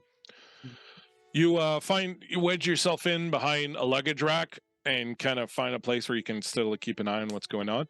Elias, one of the sailors opens the door for you, and you find this room like a lot of luggage is still kind of on the ground, but a lot of it's been picked up and sort of. But in a cage at the other end, you see Reginald, and Reginald, when he sees you, his tail is going like this. Not to worry, old friend. I have returned, and I will cross through the room. When I get over there, I reach in underneath my coat, right next to the object that I keep interacting with, and I pull out a small little leather pouch that has little biscuits in it. And I take one out, and I kneel down in front of the cage. I hand it to Reginald. I will reach in, I'll stroke his head for a moment. He sniffs it and takes a lick and then doesn't eat it. Oh. You don't want one of these? You love these things. And like he moves a little bit, and you can see like remnants of food on the ground. Oh, you darn goat. I look at it for a moment, and then I will glance up to Reginald, and my face gets dead serious. I reach in underneath my coat to the object that I have interacted with several times now. There was a click sound. And as I stand in one fluid motion, there was suddenly a 8-inch long Bowie knife in my hand that has semi-dried blood along the edge of it. And I whip around and I look around the room. I am deadly serious at this point. I'm glancing around the room to see if I can see anyone else in the room. If I don't see anyone, I will then reach out with the sense to try to see if there's anyone else here. You between a rack of luggage, you see a pair of eyes, and then over the top of the luggage, you see two little hands kind of sticking out like this. Who's there? All right. You don't gotta be pulling a weapon on you now. Just slowly slide my way out. You're just a boy. What are you doing down here? Hey, pardon me now. I'm 13 years old, mind you. That's what I've been doing down here. I've been feeding your dog. Well, thank you for that. What else are you Reginald doing seems down really here? happy, and he kind of sees him, and he's like, and kind of moves towards Yeah, him. how you doing there, boy? You enjoy the bacon there? Ate most of Reginald's them. giving him some love. You ate most of the pieces. I only got 2 left. And he pushes one of them towards him. The Oh, look of thank you. seriousness will fade slightly. I'll get a little bit of a wry grin on my face, but I will look around the room one more time. I'll return the Bowie knife to the sheath underneath my armpit, and I will say, what else are you doing down here? This isn't a quarters for a passenger. Oh, made you think I was a passenger. Just eating the bacon that got nudged to me. You see the Stowaway? rates? You see the rates that are going on these things? You think I could afford something like that? I'm not entirely sure what you can and can't afford. I would imagine you probably have some sort of skills that helps balance the scales of what you can and can't afford. I do want to highlight the fact that you recognize, as you're speaking to each other, another Tuesday's child in front of you. Oh. Little hairs on my arms start to lift up a little bit, smooth them down. I got a couple skills to suit your fancy. Case in point, as I hold a coin out and I start to play legerdemain with it a little bit. Keep your eye on it. And I flick it into the air, and as I catch it, hold up my right hand, and it pops up into my right hand. Just a bit of sleight of hand there. Elias is impressed. He peeks a single eyebrow, and then he will say, I'm sure there's some other skills that you have as well. You're not alone now, boy. I'm Hey. like you. I see them as well. Again, now this very serious look on his face. How should you not be talking about that out loud like that? You know those things can follow you around. I know better than most, and I will motion down to where the knife is hidden. I've encountered some before, and it's good to be safe in numbers. Maybe you'd consider not being down here anymore, although Reginald is a pretty good guard dog. He He's a saved good old my boy. bacon once or twice. Yeah, he's a good old boy, isn't he? Well, if you're meaning for me to have a bit more company on this ship, I'm pretty sure that one of the sailors over there caught me coming down here and kind of need a da and a ma to pass, you know. So if you're gonna keep me having safe passage, yeah, I might consider joining up with you and, you know, whatever little rousing adventure you got. And as you say that, you hear from upstairs the sound of someone screaming, and then the bit of a hubbub that starts off, and you hear a very loud growling noise that seems to emanate from somewhere above. Uh, Rewinding back here a few minutes, as you finish your discussion with the good doctor in a room, Marguerite. You're getting up. You notice, both you and Vendela, you notice in the room a woman that you've seen on the ship before come aboard. You've seen her. She tends to kind of stay away from people. Kind of, she seems to be kind of on guard a little bit, like kind of wary of people. And perhaps some of you have talked to her a little bit. This is what she looks like. I'll just show her to you here briefly. But she wasn't in the room when the captain made his talk earlier. She is Swedish. Her name is Sekla Sundborn. Some of you may have talked to her a little bit. When you talk to her, she's fine and she's gracious and warm enough, but she doesn't go out and mingle on her own. And she comes in as the door opens and some of the wind and the cold from outside sort of blasts in. She comes in and looks around the room and sees number one and goes to talk to him, and she'll talk with number one for a little bit, and she seems kind of concerned or agitated about something, perhaps the ice and so on and so forth, and he's kind of trying to placate her and saying, like probably repeating everything that was said to you earlier. Would both Vendela and Marguerite please give me a vigilance check? You can also do observation if you prefer. I'm going to do observation. I'm going to do vigilance. How does my mental condition affect again? Sorry. -1 dice. -1. Okay. Yeah. What's your memento? I have a silver dollar. Okay. 2 successes. Okay. Marguerite? I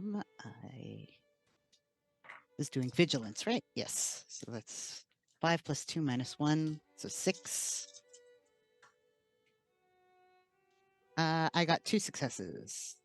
Okay.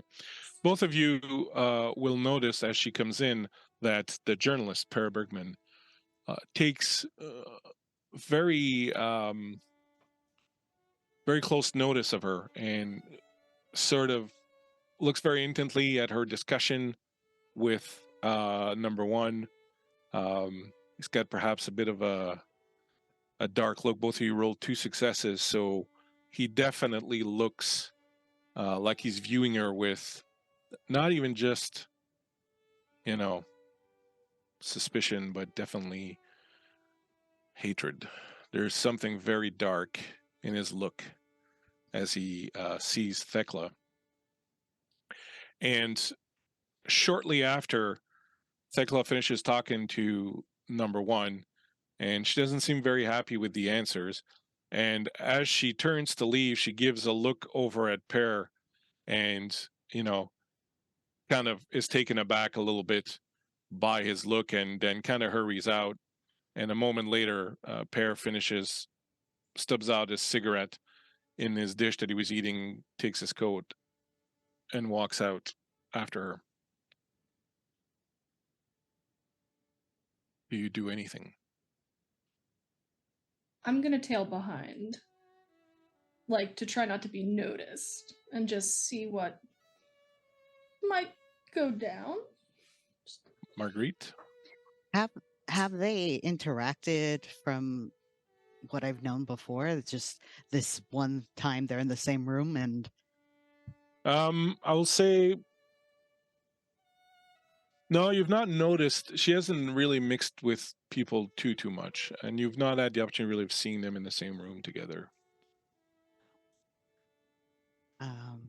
I think that I'm going to I might not realize that Vendela is also trying to slip out, but I'm gonna also try to slip out and tail and just be like, "Oh, I'm cold. I'm gonna go get my scarf. I left it in my room."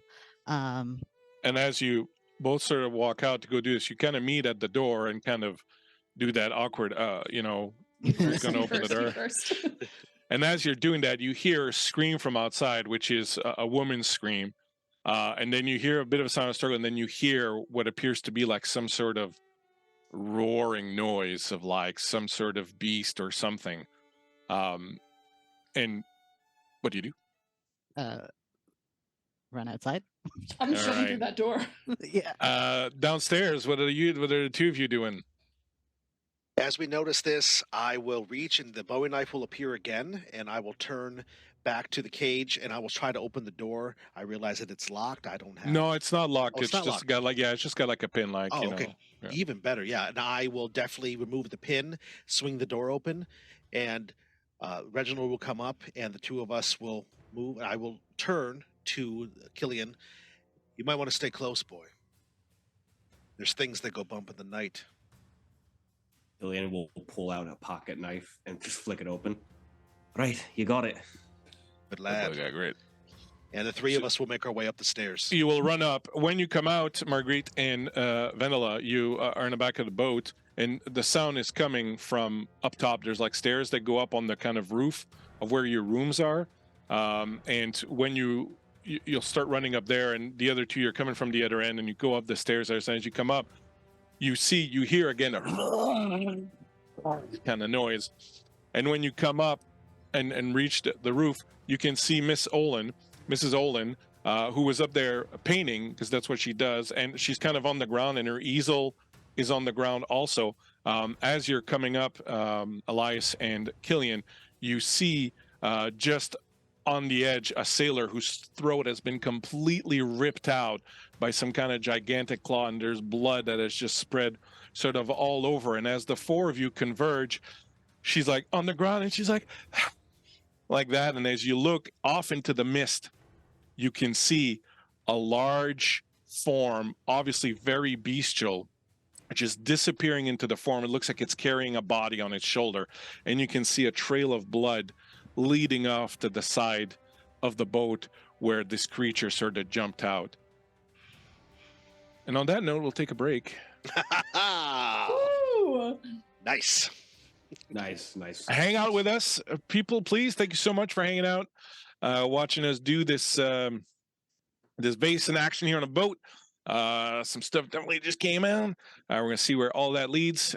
Stay here, stay with us. We'll be back very shortly with more Vaesen action and more of these absolutely amazing role players. Thank you so much, everyone. We'll see you in a little bit. We'll see you in a few minutes. Ciao.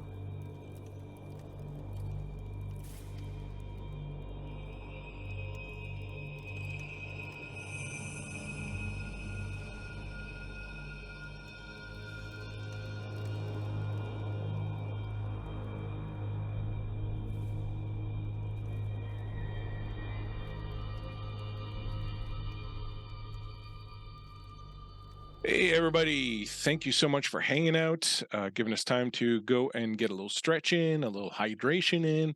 As someone was saying in chat, a little oil of Olay in, just, Yep. getting that skincare routine taken care of. Before we went on break, we had been on a steamship that was locked in ice for some strange, perhaps supernatural reason off the northwestern coast of Norway. and the people have been gathered together to be told that this was strange. They didn't know what was going on. They were stuck. They couldn't move for a while, and that people should stay on board because it was too dangerous to go out on the ice and so on and so forth. People walked around, talked around a little bit, met some NPCs, talked to some people, had some gin and tea, which apparently Javante, you were telling us, is the way to go, gin and tea. Yeah, apparently there's a bunch of recipes that is gin and tea. It's apparently the best combination of alcohol and tea. So there you go. So Nice. giving new meaning to the terms J and T, J and T, and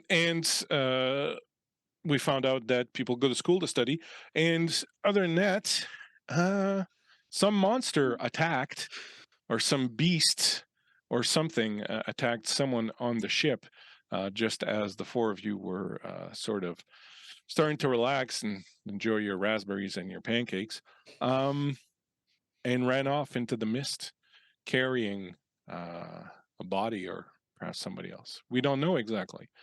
We find ourselves right back here on the roof of the boat, and I will show you that on the owlbear, because the owlbear is the owlbear. Y'all are on the roof of the boat, currently on this roof here, which is flat, and there are stairs that lead up and that allow you, perhaps Marguerite, you had a bit of difficulty kind of running up here. With you is Mrs. Olin, who was up here painting, and her easel has fallen and she's on the ground. There is also nearby the stairs that you came up. So we'll put her a bit more back here maybe. And on the stairs that you came up, I do have somewhere a dead body with blood on it, but perhaps we don't need to go that far. Is he naked? That raises a whole new set of questions. Yeah. Oh yeah, no, but that was Blade Runner. Oh. Yeah, Blade Runner. DM Dave can tell you all about that one. I didn't know if the question was rhetorical or if we could request a naked man. With your bits, you can get naked people in the game. That's right. Your bits, not only can you give our players advantage, I need to get better blood spots for my...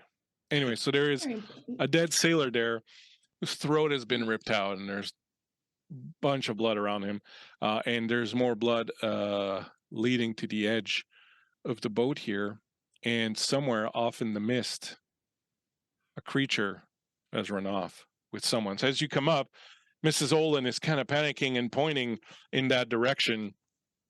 Her painting is on the ground next to her, and the easel is kind of broken as it fell, and she's like and she's kind of panicking, and you can see that she's like having a panic attack of some sort as she's trying to breathe.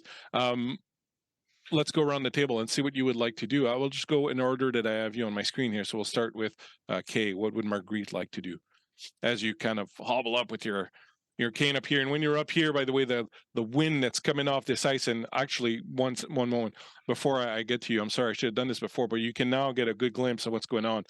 The boat is entirely encircled in ice. This ice has kind of shifted a little bit so that in parts it's kind of like this, but it's completely, the entire water around you is covered. And then maybe like 60 feet or so beyond the boat, there's this fine bluish mist that kind of fills out everywhere. You can't see the lights on the coastline or anything. It's almost kind of like you're in a separate world of your own out here. But the wind that's coming off this sea and off this ice, once you get on top of that boat, is just cutting right through you, especially those of you like Elias and perhaps Killian who didn't have time to put on jackets and stuff. That wind is just cutting through you, and there's this biting wind and this kind of lashing snow that's coming at you, and you kind of get the feeling there's maybe kind of a storm that's brewing up there just beyond where the mist is. So I'm sorry for telling you to tell me what you're doing and continuing talking, but I'm both a teacher and a GM, so I like to listen to myself speak. Marguerite, what would you like to do?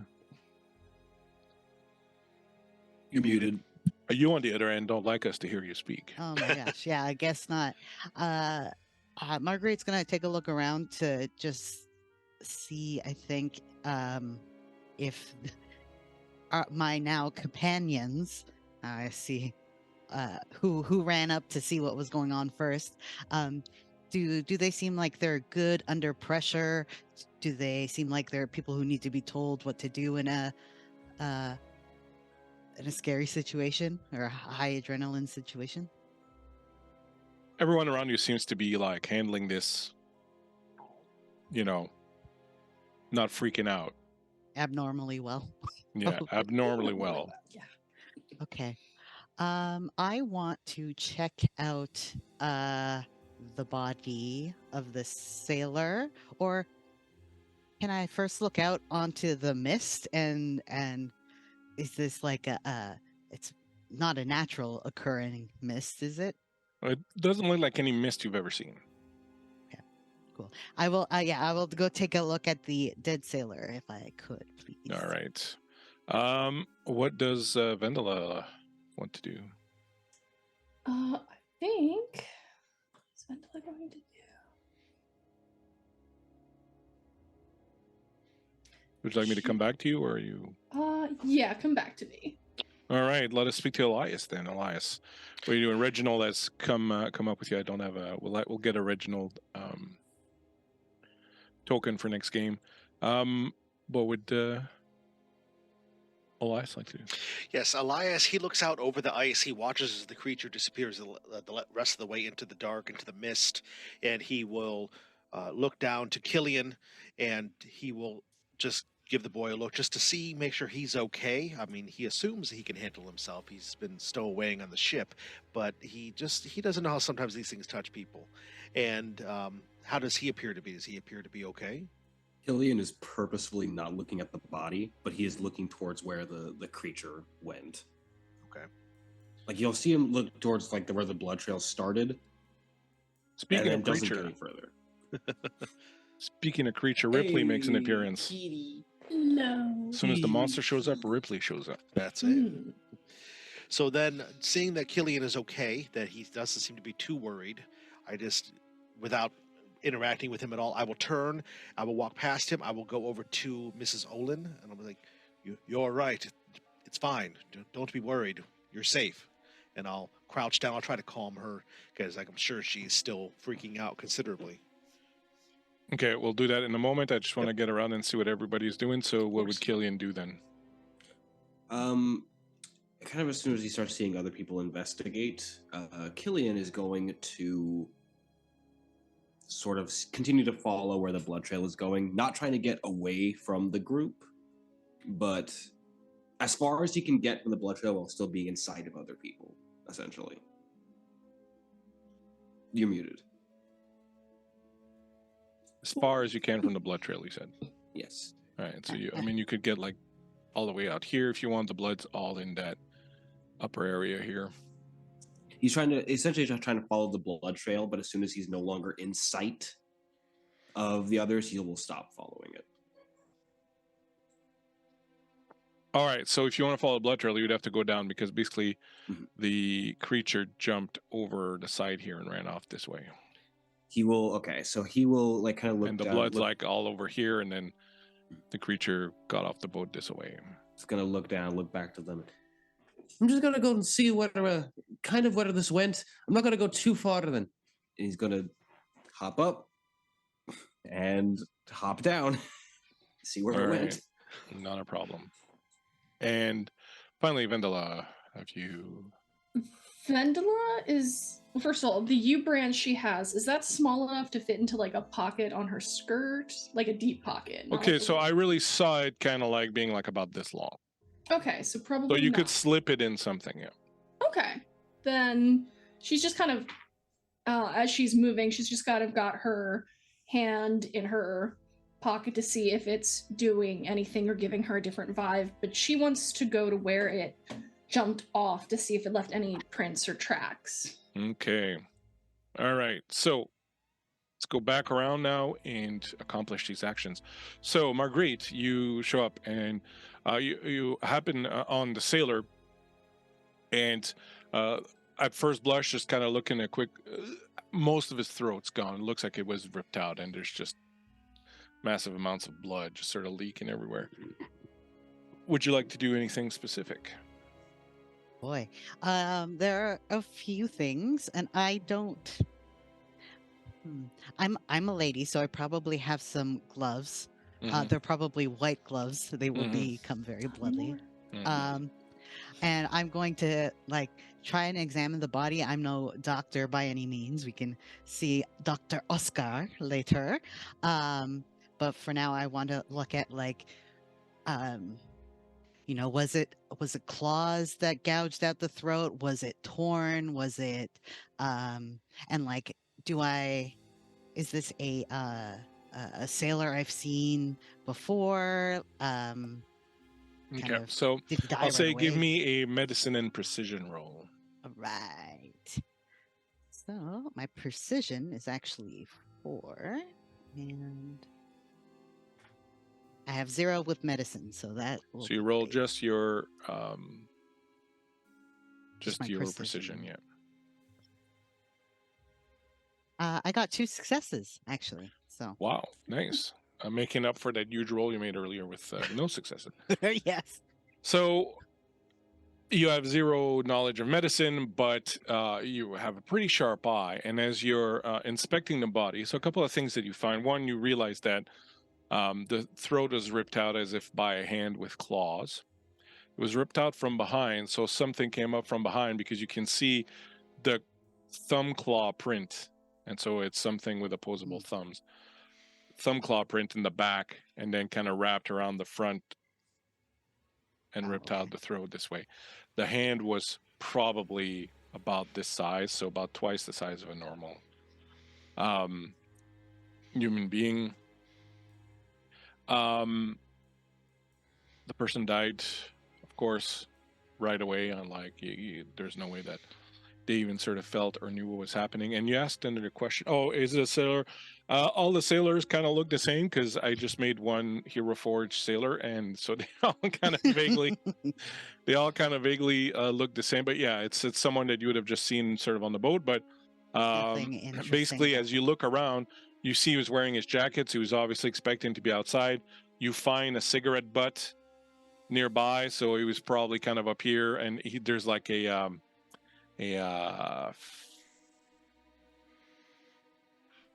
spyglass Oh. like there, so he was probably up here kind of keeping watch or kind of checking or something, and then whatever happened to him came up from behind and took him out. So there's the spyglass there and the cigarette that he was smoking.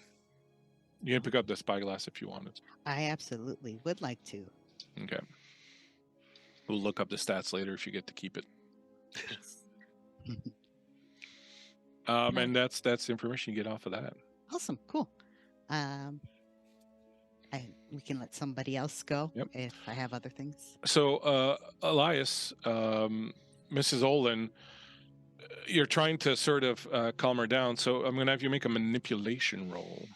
Okay, righty. Manipulation. I don't have any points in that, there you but go. my empathy is a 5. So That's pretty good. yeah, so that's going to be something at least.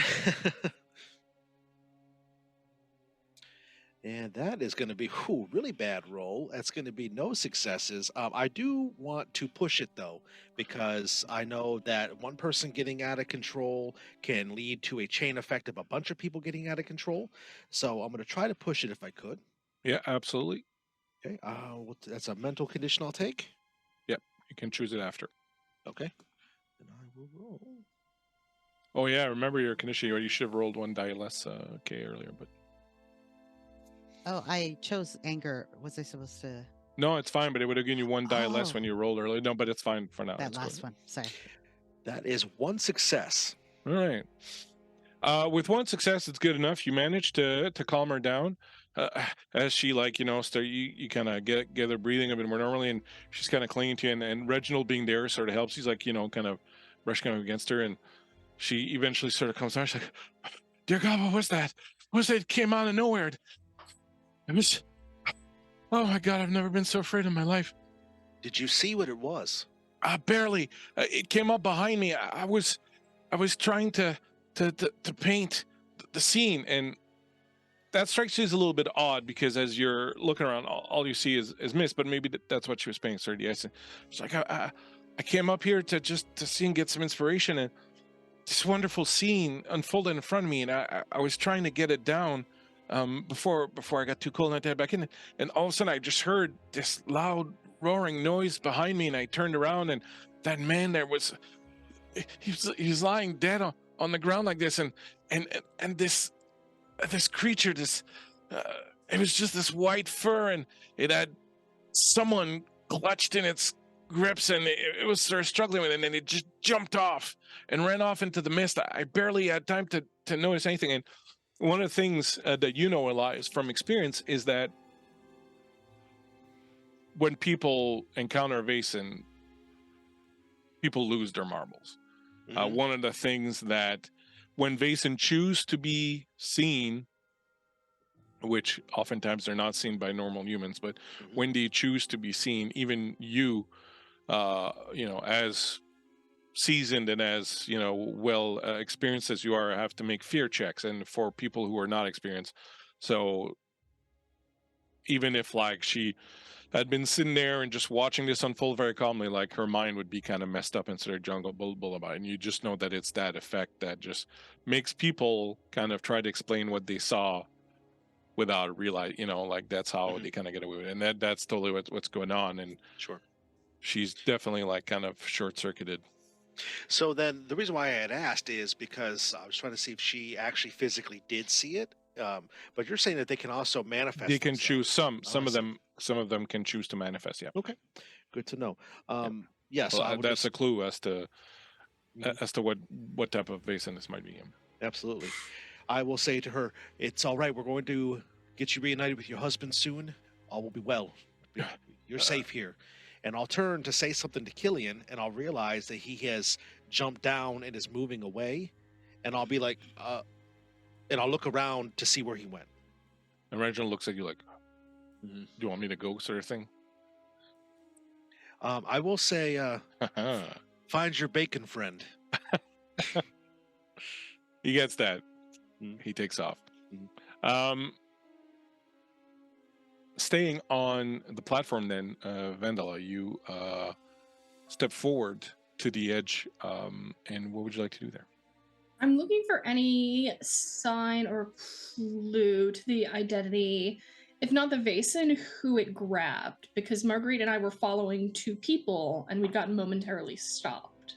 Right, so on the ground, as you approach, you see pieces of clothing that have been kind of ripped up and are sort of scattered about.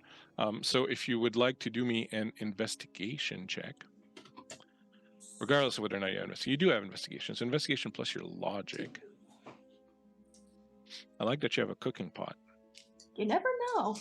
She was traveling north. That is just one. You got a 6? Yep. All right, perfect. You have pieces of clothing from both Per Bergman and Thekla Soonborn, and both of them are kind of stained with blood that has fallen to the ground. And it's not like full sets of clothing; it's just like kind of ripped up pieces, like two people who sort of fought with each other, sort of thing. Like maybe someone's scarf is down around, and a piece of someone's like jacket is down on the ground. But it's definitely the clothing that Thekla and Pierre were wearing that's on the ground here, and there's kind of blood all over it. And it's kind of hard to tell exactly what happened.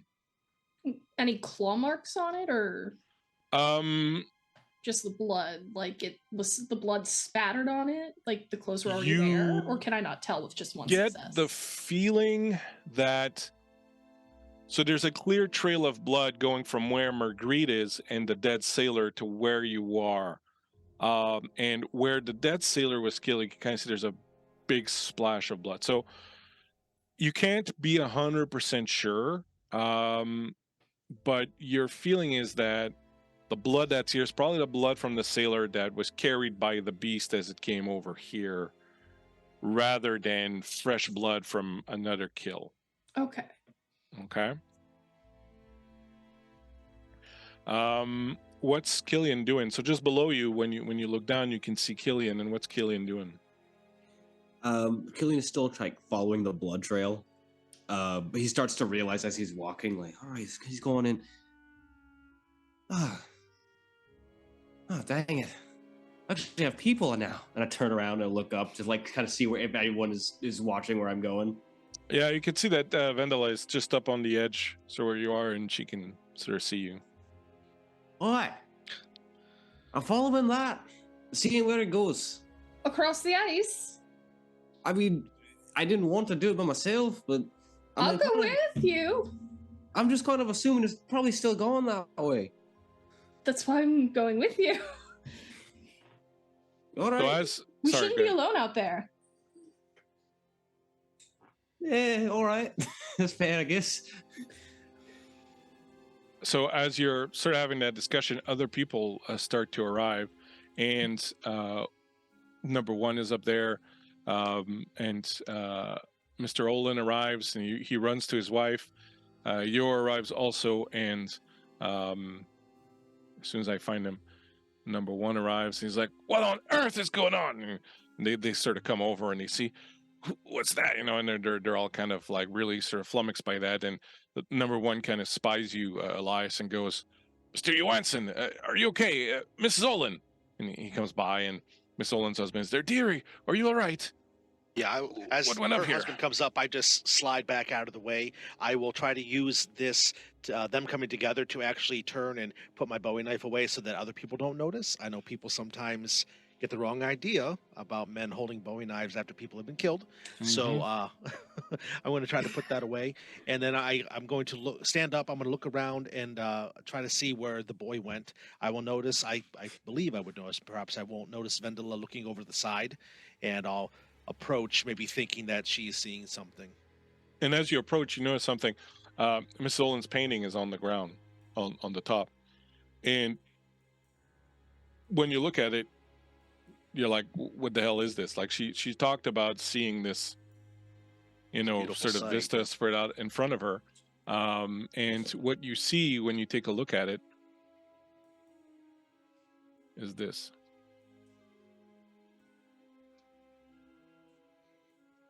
Mm.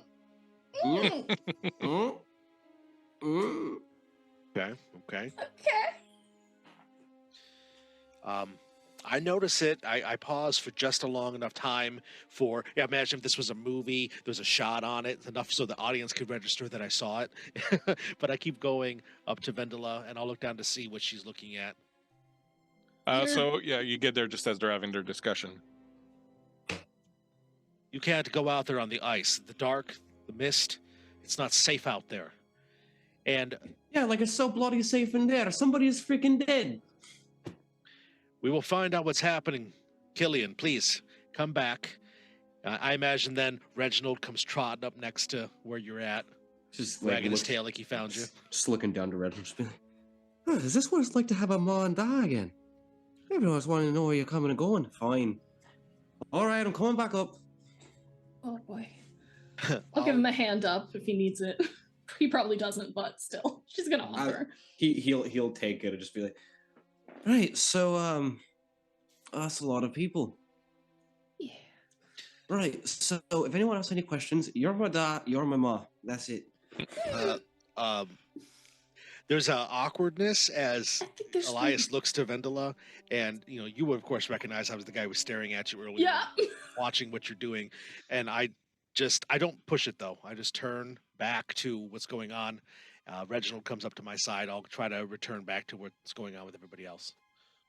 All right. So as you sort of gather your things, number one will be like, I think it's best if everyone returns inside, please. We're going to need to make head count again to see if anyone's fallen off, but no one's going out on the ice. It's too dangerous. Let's everyone return to the dining room, please. Let us handle this. And there's like a couple of other sailors that have come up. They've got rifles out, and they've kind of come on. They're kind of on the bridge, and a couple of them are pointing out in the direction where you start going.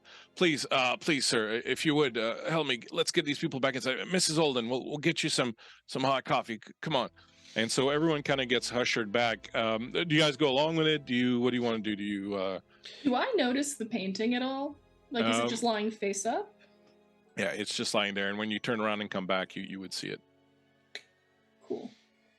Just gonna kind of pick that up and just take it with me, just under the guise of she can't deal with that right now. Her husband's got her. I'll return it to her in a second. But I'm gonna kind of signal to, if not the captain, then number one, and just kind of point to the clothes and be like, you might want to locate Thekla and that journalist pair, if possible. They might have seen something or been hurt. Yes, we'll try to round everyone up in the dining room and see where everybody is at. Please, thank you for pointing it out. Please, let's just go back. And he seems like, like what the fuck's overwhelmed. Yeah. Yeah, and yours there, and he'll come to you like, "Are you okay, Vendela? Are you okay?" Oh yeah, it's just everything just kind of happened at once. It was just all very sudden, but I'm fine, thank you. It was you were out of there like an arrow. It was incredible to watch. Oh, thank you. Yes. Well, I mean, I feel like Miss Hansen probably would have had a faster start if I hadn't gotten to the door first. The two of you were amazing. It was quite something to watch. Let's get back inside. And Mr. Old's like, come on, darling. Let's go see. I believe there's a doctor inside one of the inside the dining room of some sort. Yeah, I think he might be 3 sheets to the wind, but at least. So the lot of you will find yourselves in moments back into the dining hall. I'll help Marguerite back down the stairs. I know navigating stairs with a cane is probably a little bit iffy, so They will sit Underwater too. They will sit Miss Olin by the fire, and whoever else wants to sit there, and then the captain and number one are there and kind of talking to each other. There's probably like another sailor or two in there also now, and the rest of you can be sort of can put yourself wherever you want. He's gone. I'm assuming Purr's not actually there. Yeah. No, yeah, just he's back. No. Swiveling in the chair, kicking my feet. And so as you come into the dining room, people bring out coffee and blankets and stuff like that, and kind of everyone kind of wants to know. Everyone's kind of talking over each other, wants to know what's happened. Eventually, number one and the captain come in. They talk to each other a little bit, and then the captain goes, "All right. It appears we're missing a few passengers. But before we get further into this, I would like to know exactly what happened. What did you all see up there? There's a lot of strange talk going about, and we don't need strange talk right now. So just tell me what you're sure of, what you know 100% that you saw, and no need to go fabulating about anything right now. Just tell it to me straight." Well, the 4 of us came up rather coincidentally at the same time. We saw Miss Olin had been knocked over. She was a bit of an array, and we came out to see. There was, of course, the scene that we all saw upstairs, and that's unfortunately the brunt of what we saw. There was a bit of commotion off in the mist outside, but it could be a trick of the light. I'm not typically a sailor, so I'm not sure what all it might have been. Miss Olin will recount the tale pretty much as she told it to a lot of you. She'll say again how she was painting this beautiful vista that she was seeing out there. She was surprised to find because there was so much mist and all that, and then the noise and kind of happened behind her, and she wasn't too sure. But you can tell she's already kind of receding from her describing the beach. Like, I don't know, it was just some big shape, like a really big burly man with wide shoulders, perhaps that jumped off. I couldn't be too sure. Like, she's already, like, her mind's already kind of fogging up and all that, which is something you've seen before in normal humans who see Vaesen. So she's definitely. And pardon me, ma'am, you didn't see who it grabbed on the way off the boat? Unfortunately, I didn't. I just heard voices behind me, but I was transfixed by the sight and the painting that I was doing, and I was just trying to get it done before the mist came back, and I didn't pay too much attention. I knew there was a sailor there. I figured it was okay, and then just with the noise and everything, and it was just really, it's very confusing. I'm having, my head hurts. It's all right. You don't need to linger on it. It was very upsetting. The doctors are here, and he's giving her like a couple of pills and stuff. So like, take these 2 here, have some coffee with them, and we'll see if you need something stronger in a little bit. But I'll just like to take a look at you right now to make sure you're not physically hurt, and he'll do a quick inspection of her. And so they'll go through you and sort of get all your little things, and eventually, all right, we're going to go and see if they found Mr. Bergman and Mrs. Soonborn. We'll be back shortly. Please, everyone, stay here, stay calm. We have men with weapons at the door. You can see there's 2 sailors with rifles now at the door. You're perfectly safe here. Nothing more will happen. We'll go in and look for our missing passengers, and we'll return as soon as we have more news. Please, in the meantime, stay here and stay warm, and we'll have more food and drinks brought to you. And so, number 1, do you want to stay here? No, Captain, you stay here. Perhaps not good. No, let's go together. So they finally, both of them, will exit and head out, leaving you in the room there. Man, Everyone's suddenly like looking at Killian like, who are you guys? Killian has like this moment of pause and just, man, I thought I'd never leave. And he reaches into his small pack and he removes what looks like a old weather-beaten beer bottle. And just sets it down and uncorks it and just takes a long swing and sets it back down. And he rotates it, and the label is just weather-worn, just as root beer, vintage on the bottom. Nice. So then, do we know what in the hell is happening right now? I believe I would be remiss if I did not properly introduce myself. I apologize, ma'am. I say, motioning to Vendela.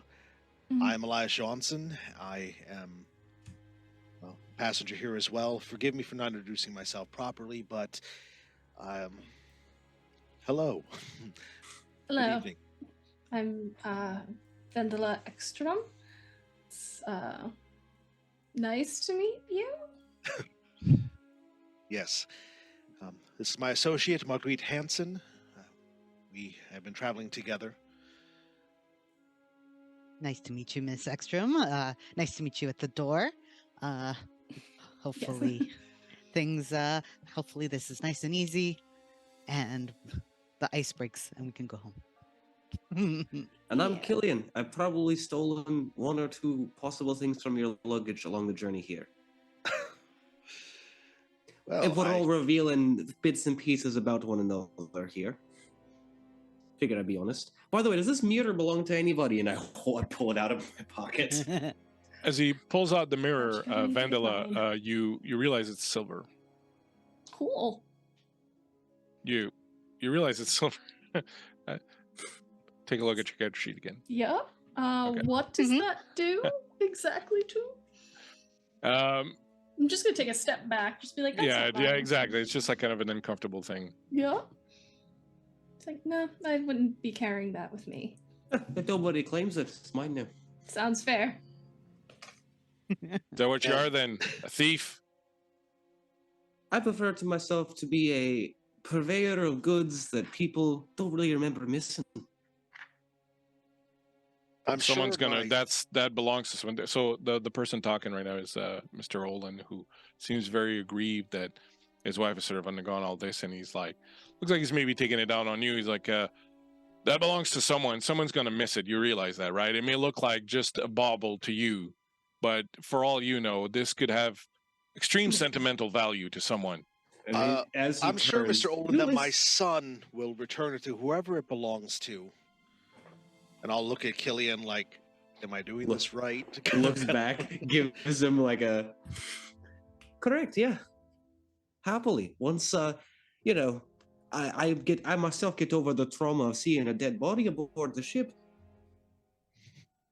I'm doing everything I can to maintain my selfie here, see here, sir. The doctor goes, yes, dead body seemed quite traumatic. In fact, how are the rest of you handling? You were the first ones up there, and you saw this. Are you doing okay? Would any of you need something for the nerves, perhaps, or? I am all right. I'm a bit vexed, a bit worried. Something like this hasn't happened before whenever I've traveled. Luckily, I have my seeing eye dog companion here with me, and I'll put a hand on Reginald's head for a moment.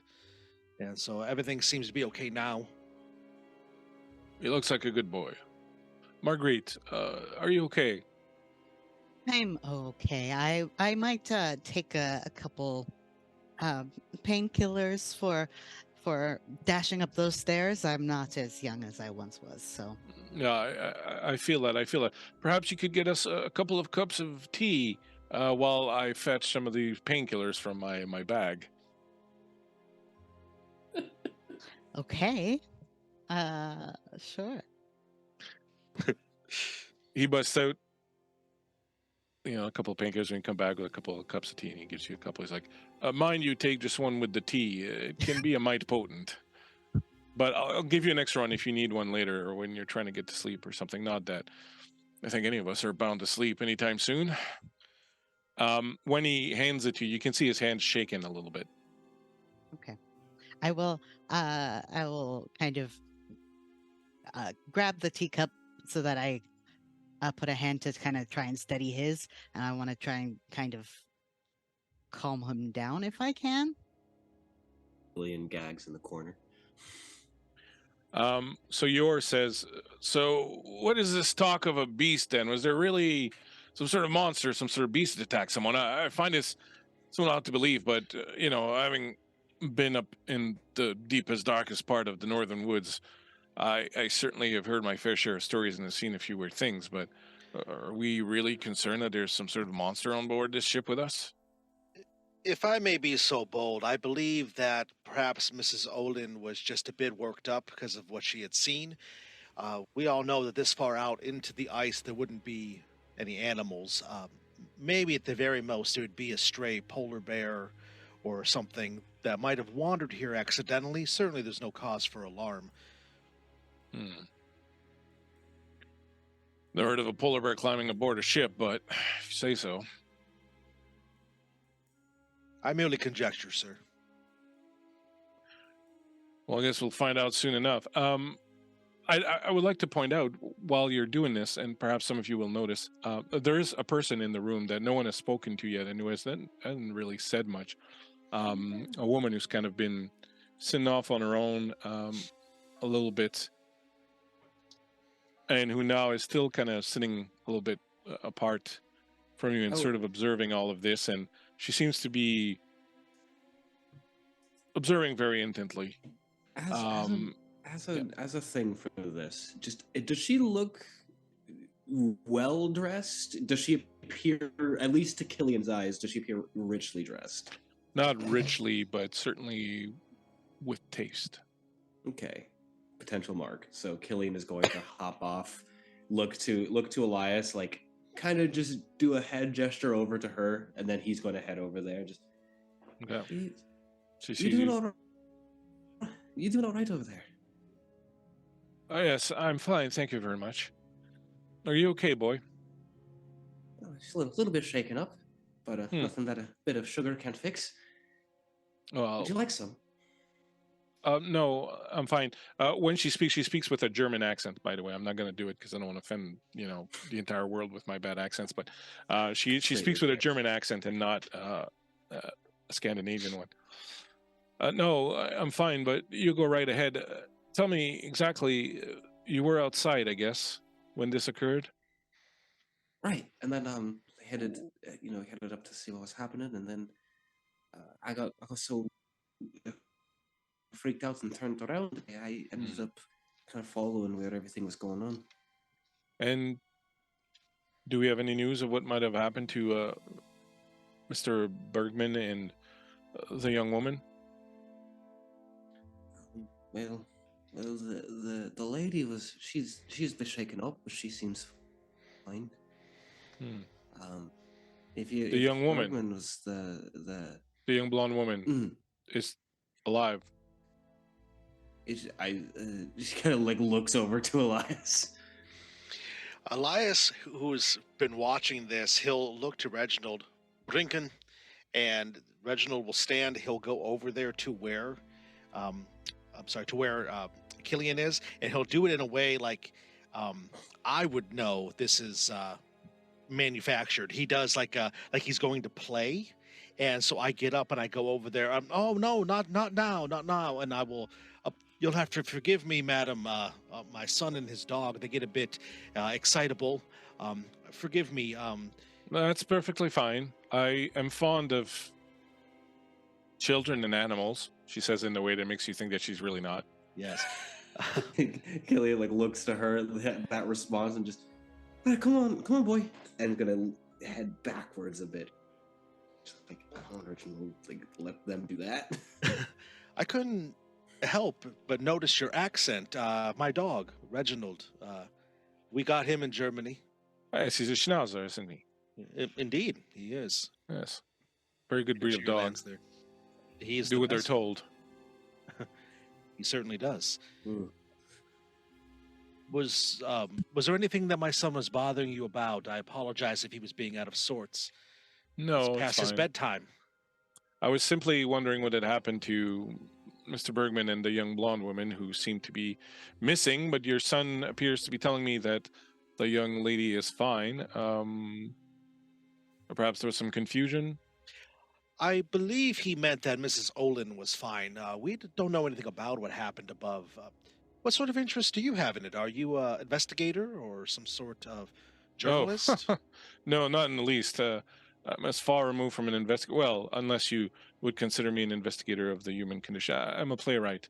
I'm simply worried for there's some alarm and some people get hurt and some of our traveling companions are not here. I was simply curious and simply worried about what might have happened to them. Well, I'm happy to bandy words with a playwright. I'm a writer myself. You may have heard And she of my says that in a works. way that's like, God. Ah. You may have heard of some of my works that we could perhaps reminisce about at a later time. I know sure. now it is early. My son and my canine companion have bothered you, so I apologize for that. Oh, no worries, no worries. If you'll excuse me, before I go, though, I want to reach out with the sight and look at her with the sight. See if there's anything No, nothing. bizarre going on. Okay, Nope. just typical. So I don't see her as another Tuesday's child then. No, Okay. not at all. I will turn and I will, good day, and I will return to the table with my companions. And Vendela, what are you doing at this particular point? The painting is still sort of calling to you in some ways. It does have a bit of a hold on you, I guess you could say. I think Vendela is first going to go to Marguerite and just be like, Marguerite, Miss Hanson, I have a question. You wouldn't happen to know what this blue symbol is on the painting, do you? It seems rather out of place. I will put it back up. You can make a learning check if you want. And -1. Right. That's right. Anytime you want to get rid of it, just tell me that you're taking a few moments to go and interact with your memento, and you can get rid of it. That reminds me, it was not stated earlier, but the mental condition that Elias took above was frightened. Okay. You said learning, right? Or was Mhm. yeah, okay. Learning. That is 1 success. Awesome. So you, the closest thing that sort of reminds you of, other than one of those inflatable used car salesman thingy that someone mentioned in the chat earlier. Do those exist? Yeah. It It looks a little bit like a Norse rune, Mm. though which one you're not quite sure of, but it does sort of remind you of. You might do some further studying, take a bit of time with your books and whatnot, but at first glance it kind of resembles a Norse rune of some sort. It looks like just a basic Norse rune. I think I'd have to look a little bit more. I do have some books here, and maybe Mr. Johansson can aid me. And you're back at the table, right? So I guess we can just turn the painting around. Yes, it just seems very strange that she would just draw that out of nowhere right around as the attack happened. So it could be leaning to something in connection to it. I have an art question, I Yes. guess. Is It it like was done in oil paints? Incarnate. Okay. never mind. No, she she does watercolor, Okay. Can I tell? which probably in that cold temperature doesn't work. But I decided she was doing watercolor, and so she's doing watercolor. Okay. What kind of like? Can I tell what was made last? Like, was the rune the last thing she painted, or was Yeah. it like? Yeah. Oh, okay. It's at the same time as the other stuff, or separate sessions, I guess. No, in the same session, but it was definitely like over the other things. Okay.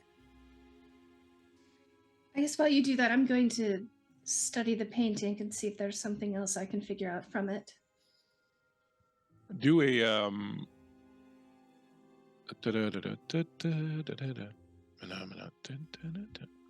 I will have you do an inspiration check. I'm sorry, I'm gonna have to do a learning check also, actually, to be honest. 2 checks or just the learning? Learning, so learning and logic, yeah.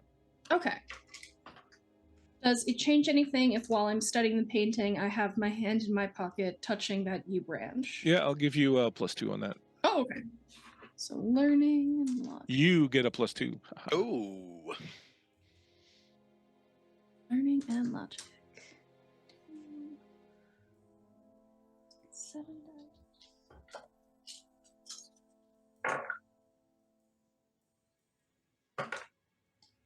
That's no successes, so I want to push it, I think. All right, push it real good. Salt and pepper. Better.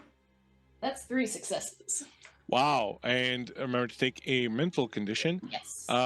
So, Marguerite, as you're watching Vendela looking at this painting, you see her go somewhere else. Like her eyes kind of totally kind of glass over, and for a moment, Vendela, you are not too sure who you are, where you are, but you're in the middle of this village. And it is somewhere in the north. There's snow everywhere, and there are these little round huts covered in snow, and there's little chimneys and a little bit of smoke coming out. And you see these people moving through this little village, and they're a little bit strange looking. They're kind of very, they're not very tall. They're a bit shorter, perhaps normal human. They're very lithe, and they have little pointed ears and long flowing hair, and they're dressed kind of in an old style, perhaps like you would expect, like old old Viking style of clothing. And they're sort of moving around, and sort of there's kids playing, and they're going about sort of their daily business. And you can see this symbol is inscribed several places, on some doors, on some posts, things of that nature, kind of around the entire area. And as you're viewing this scene, you kind of feel like you're viewing something that is not only a long time ago, but kind of somewhere else almost. And you feel a kinship. You're not these people, but you kind of feel some sort of kinship with those 3 successes. Were pretty awesome. And you're not moving, but you can see them kind of looking at you and nodding at you and kind of recognizing you and acknowledging you as you're in there. And you get a sense that these runes are protecting them. There's something about these runes that offers them protection from sort of the world outside. And then you kind of see almost like a time-lapse photography, and you see some of these people kind of dying off, and there's less and less of them in the village, and always they upkeep the ruins, and eventually the last one kind of goes, and then the village is empty for a while, and then eventually the buildings start to disintegrate and kind of fall apart, and still these ruins are there. And then you realize at the end you're seeing that place that you saw on the island when you were up north, in the past few weeks, as it is now. And then you're kind of brought back. But in the last moment, sort of before you're brought back, you can tell that the painting itself that is done looks like it was done very willfully, but everything about the symbol that's been placed over it looks like it was done almost by a different painter or a different hand. or sort of in a different style. Starts going like, almost like sort of it happening without maybe the painter realizing it, or so on and so forth. And then you kind of pop back, and you have a very strong feeling that this rune will be important sometime soon, and that will be a question of life and death. Oh, no pressure. Cool. Just kind of gonna shake it So off a bit. the lot of you saw her staring at this painting, kind of go somewhere else, and then slump and fall to the ground. Oh.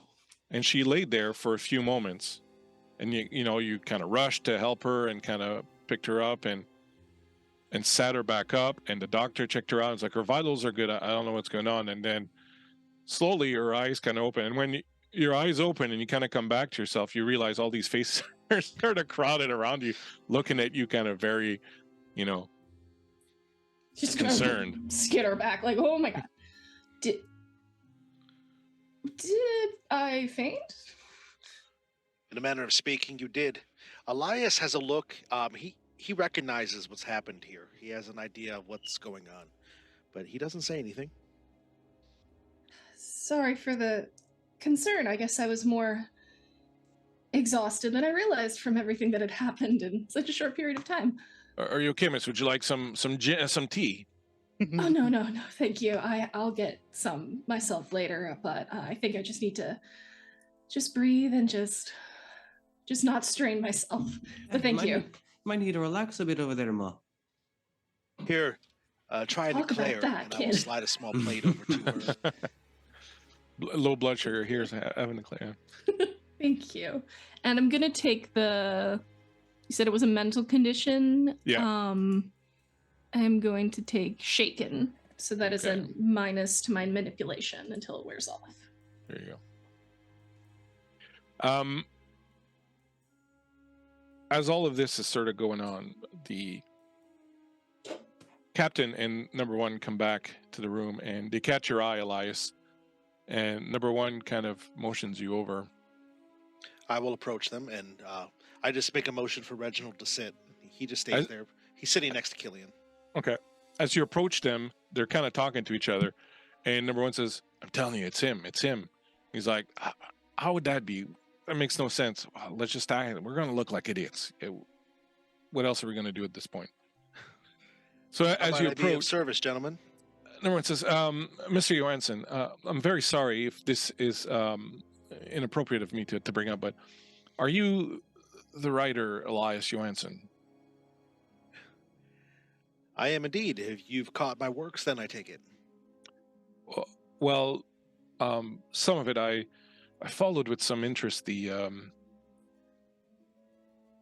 Elstrom case from last year that was in some of the papers.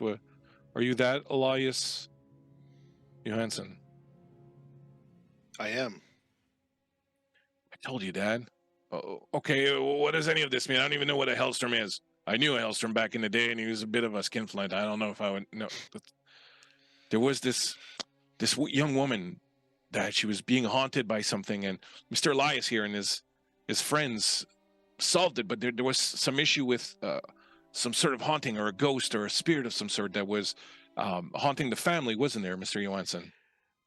I can assure you that whatever you've heard has been greatly exaggerated. There was a young woman who was in need, and my companions and I, myself, a priest, a young woman of the neighborhood, and also an investigator, we did in fact come to her aid. Well, just that is more than we have right now, but look, we don't want to Where make might this people line of nervous questioning for- be going, if you don't mind me asking, sir? two people are missing, Mr. Bergman and Mrs. Soonborn, and there's just things that we can't explain. And well, to be honest, here the closest thing we have to an investigator on board. And well, I thought if there is some sort of, I mean, this ice, this mist, it's all so strange, and it's the sighting of some beast and the claw marks and everything. It's just very strange. And I was trying to convince the captain here that perhaps we should ask you to take a look at what's going on, and perhaps just to reassure people that something's being done. We want to try to avoid panic, but we'd also like to know if there's a threat or a danger here to everybody. I see. I would be more than happy to look into this, but however, know that I am simply one man. I'm not alone, and I'll motion to the table, and I'll say, my traveling companions here, and I'll turn back to him, and I'll get a serious look, and I'll say, in fact, you're right. The four of us have been secretly working to investigate, and we are here now. I would appreciate it if perhaps you would give us full cooperation to make sure that our investigation into this will go unimpeded.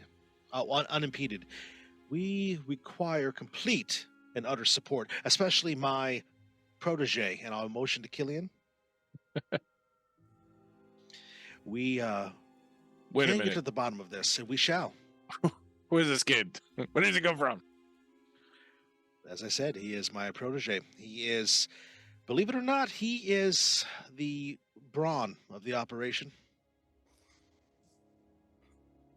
Well then, I don't know much about this nonsense, so I'll let number one handle it. I got other fish to fry, but whatever. You need my permission. You can go wherever you want. Number one will make sure you get access to whatever you need. Please, if you could, any help you could give us would be greatly appreciated. This is some strange business that's afoot here, and well, it's a little bit outside of my ken, if you know what I mean. But number one, you'll see to it that they get everything that they need. Yes, Captain, sir. All right, well, I'm going to go back to trying to get the rest of the sailors to keep working on this boat. The faster we get out of here, the better off we'll be. Leave it in your capable hands, number one. Thank you, Captain. Thank you, Captain. Thank you, number one. We appreciate all of your full cooperation. You are men of integrity and honor, and I appreciate that. Thank you, sir. Anything that we can do to help. Ladies and gentlemen, please, if you would, we have with us here famed occult investigator, Mr. Elias Johansson, and his crack team of supernatural investigators. They have kindly offered to take the matter in hand. I would urge you all to provide any information or support or anything that they need, so that we may try to get to the bottom of what's going on. It appears that two of our numbers, Mr. Bergman and Mrs. Soonbar, are missing, and we're out looking for them. We have people out looking for them right now. As soon as we find them, we'll know. But for now, please, Mr. Johansson speaks with the full authority of the captain, except for the captain, of course, can supersede him, as you know, should be on the ship.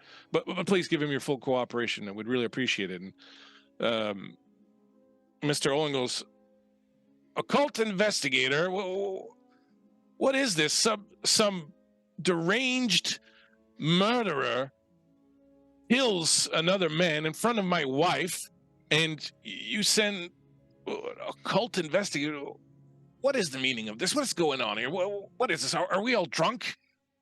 Elias returned to number one. I thank you, number one, for all of your diligence.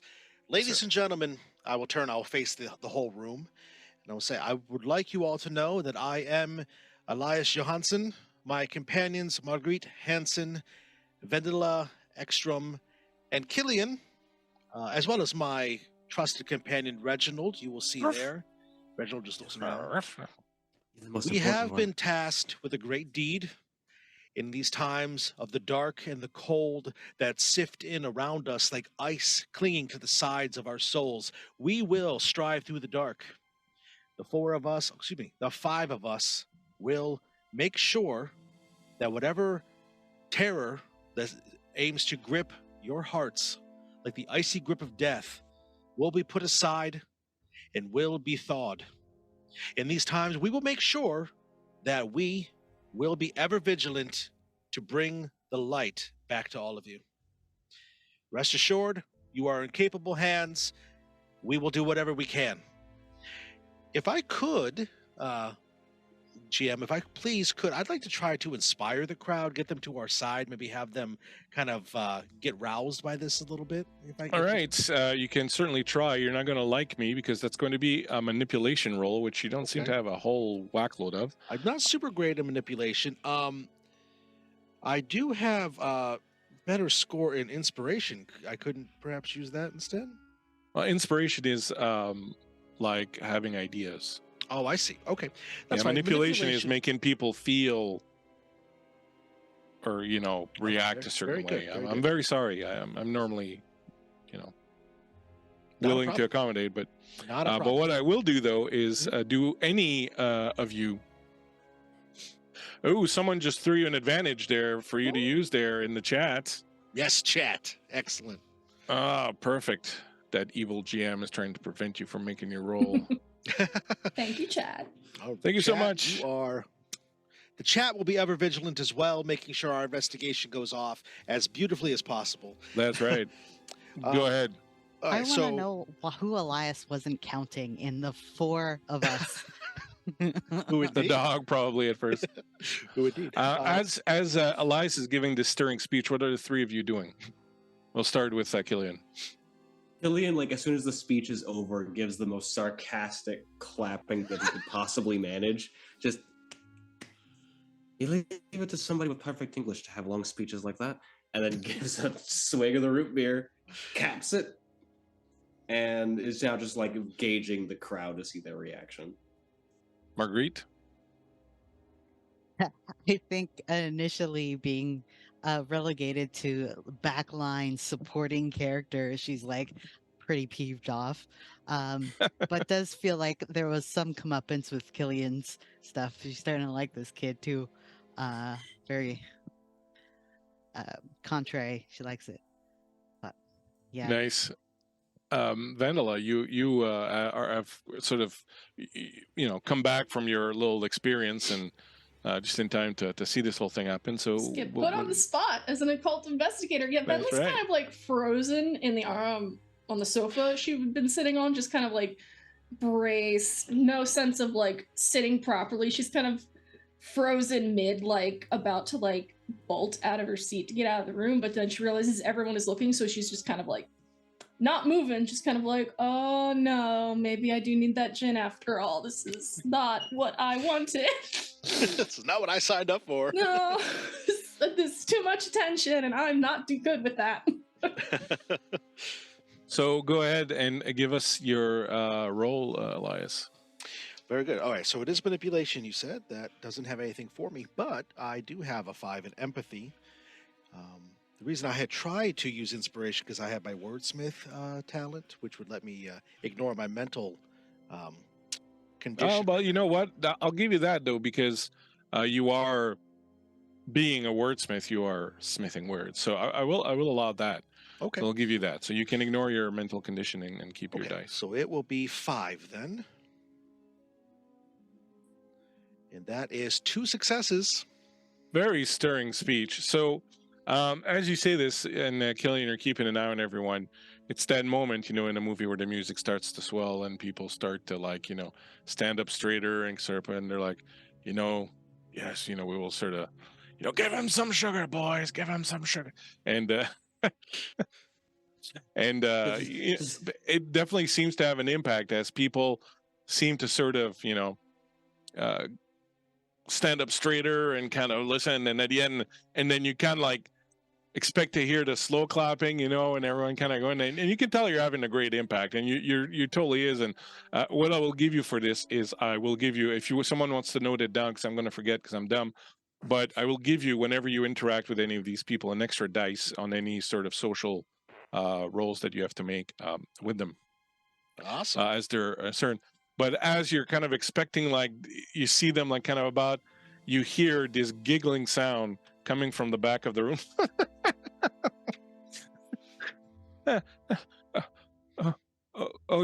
You were being serious. I'm very sorry. I'm very sorry.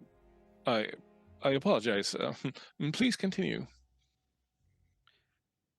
Who said that? Yeah, who Peeking was it? over to see who giggled. The German lady, the German playwright. Of course, it was the German, yes. That's what I thought.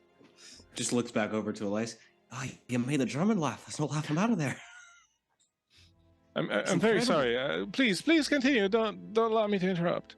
You will forgive me. I don't have the benefit of an editor here to fix my words, but everyone, please rest assured know that we are on the case and we will make a difference here. You all are safe and we will get through this together. And he'll turn and he'll start going back to his companions. All three of you will see that when I turn away from the crowd, I look like I'm going to throw up. Like I look like I did not enjoy that. That was really worrisome for me. But I come over and I turn, I just sit down next to Reginald and he just puts his head on my lap. Just gonna casually offer you the root beer bottle. I take it. Take a sip of that. That's vintage, that. And as you sit down and take the sip of that, Nita, the German lady, gets up and walks towards the door and says, "Well, you all may be content to sit in here and wait for the great speaker, Mr. Johansson, to solve this mystery for you. But I can assure you that whatever's out there hunting us is much more than any of us can take. And if I was the lot of you, I would certainly encourage you all to try and get as far away from this boat as you can." And as she says that, she opens the door, and as she does, you see this tremendous gust of wind and this snow that just starts piling in as this storm while you were inside has started. And like she kind of recoils at the snow and the wind and everything that's kind of just pelting in, and you can feel the boat start to shake a little bit as the ice seems to shift, and you hear this rending cry of the boat as it kind of shifts a little bit. And in the far distance, beyond the mist, out in where the darkness beyond the storm would be, you hear the unmistakable howl of a wolf. And on that note, we will end tonight's session.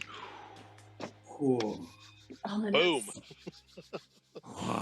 Beautiful. Beautiful.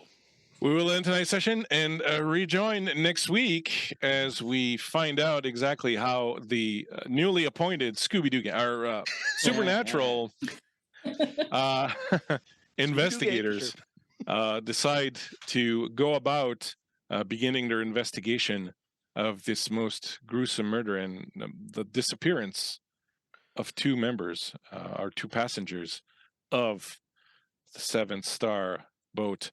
Thank you so much. You were all absolutely amazing.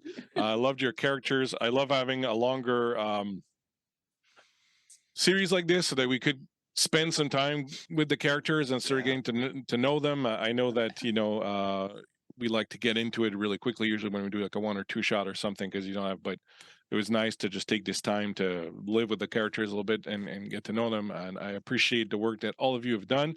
If you would, please, we'll go around one more time. Tell us about yourself, who you are, where people can find you. And we'll start with Kevin again, as we did earlier today. Absolutely, yes. I am Kevin. I am found online at Kevran Games at all the different socials. I played Elias Johansson, the writer with a little bit of a sordid past, it would seem, and his companion, Reginald the Schnauzer. When I'm not here, I'm found on my own podcast, Game Night Heroes, that our illustrious DM and our fellow player, Javante, have been on. So come check them out, hear what they've done. But this was an absolute blast. Thank you all for tuning in. Thank you for having me. Thanks for running. Come back next week. It's only going to get juicier. I know how it goes. So. Oh yeah, it goes downhill from here. In terms of terrible things happening to you guys. Thank you so much for being here, Kevin. I love Elias, and it's great to reprise him, and it's great to be able to do little recalls to the last adventure we did together. So thank you for coming by. Stephanie, how you doing? Great. This was a blast. I'm so happy I get to play Vaesen again. This is an awesome time. I can be found at S Brown Writes on Twitter or at the handle Lavenza, both in the Superior Guild chat or the Guild Superior chat or the Live from the Apocalypse Discord as well. Again, I played Vendela Ekstrom, the occultist who is full of secrets. So we'll see how many of those get revealed as we keep going. Indeed, we saw a little glimpse into some of them today. That was very neat, very nice. And I loved your reaction when you saw the painting. I was like, all right, you got it. Oh yeah. Perfect. Thank you so much for coming and playing with us here at Guild Spear. We're super happy to have you, Stephanie, and looking forward to next week to finding out more. Javante, the man whose calendar is exploding as we speak right now. It's exploding. If it wasn't in his room, you would see it exploding. Tell us about the plenty of things, the cornucopia of things that you're up to these days. So much stuff going on.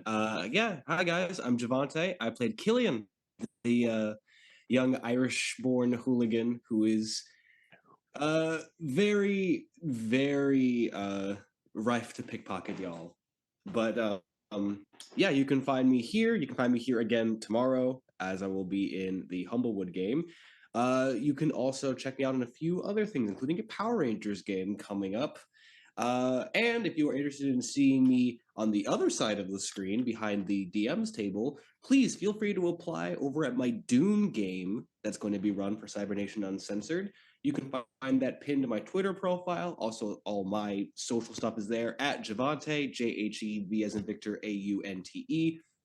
I love doing this. This is so much fun. I can't wait to do more. Cool. Thank you so much for coming down and playing this with us. Super appreciate you being here, and you're up to a lot of stuff, and I'm sure a lot of it, and in fact, all of it's going to be pretty awesome. So definitely check it out. Finally, Kay and Ripley, though Ripley's gone now, but how you doing, Kay? Right there. There's Ripley. So I'm Kay, or Caden Cosmos at most things. I am a big nerd. I do a lot of art. I do a lot of graphic design stuff. I jack of all trades, master of none kind of deal. I played Margaret Hansen.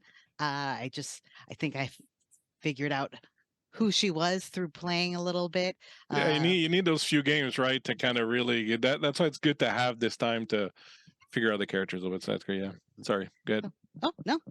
She's a little crotchety and a little sarcastic, a little wry, and I'm excited to see where she goes from here. Absolutely. So am I. Thank you so much, Kate, for agreeing to join us here.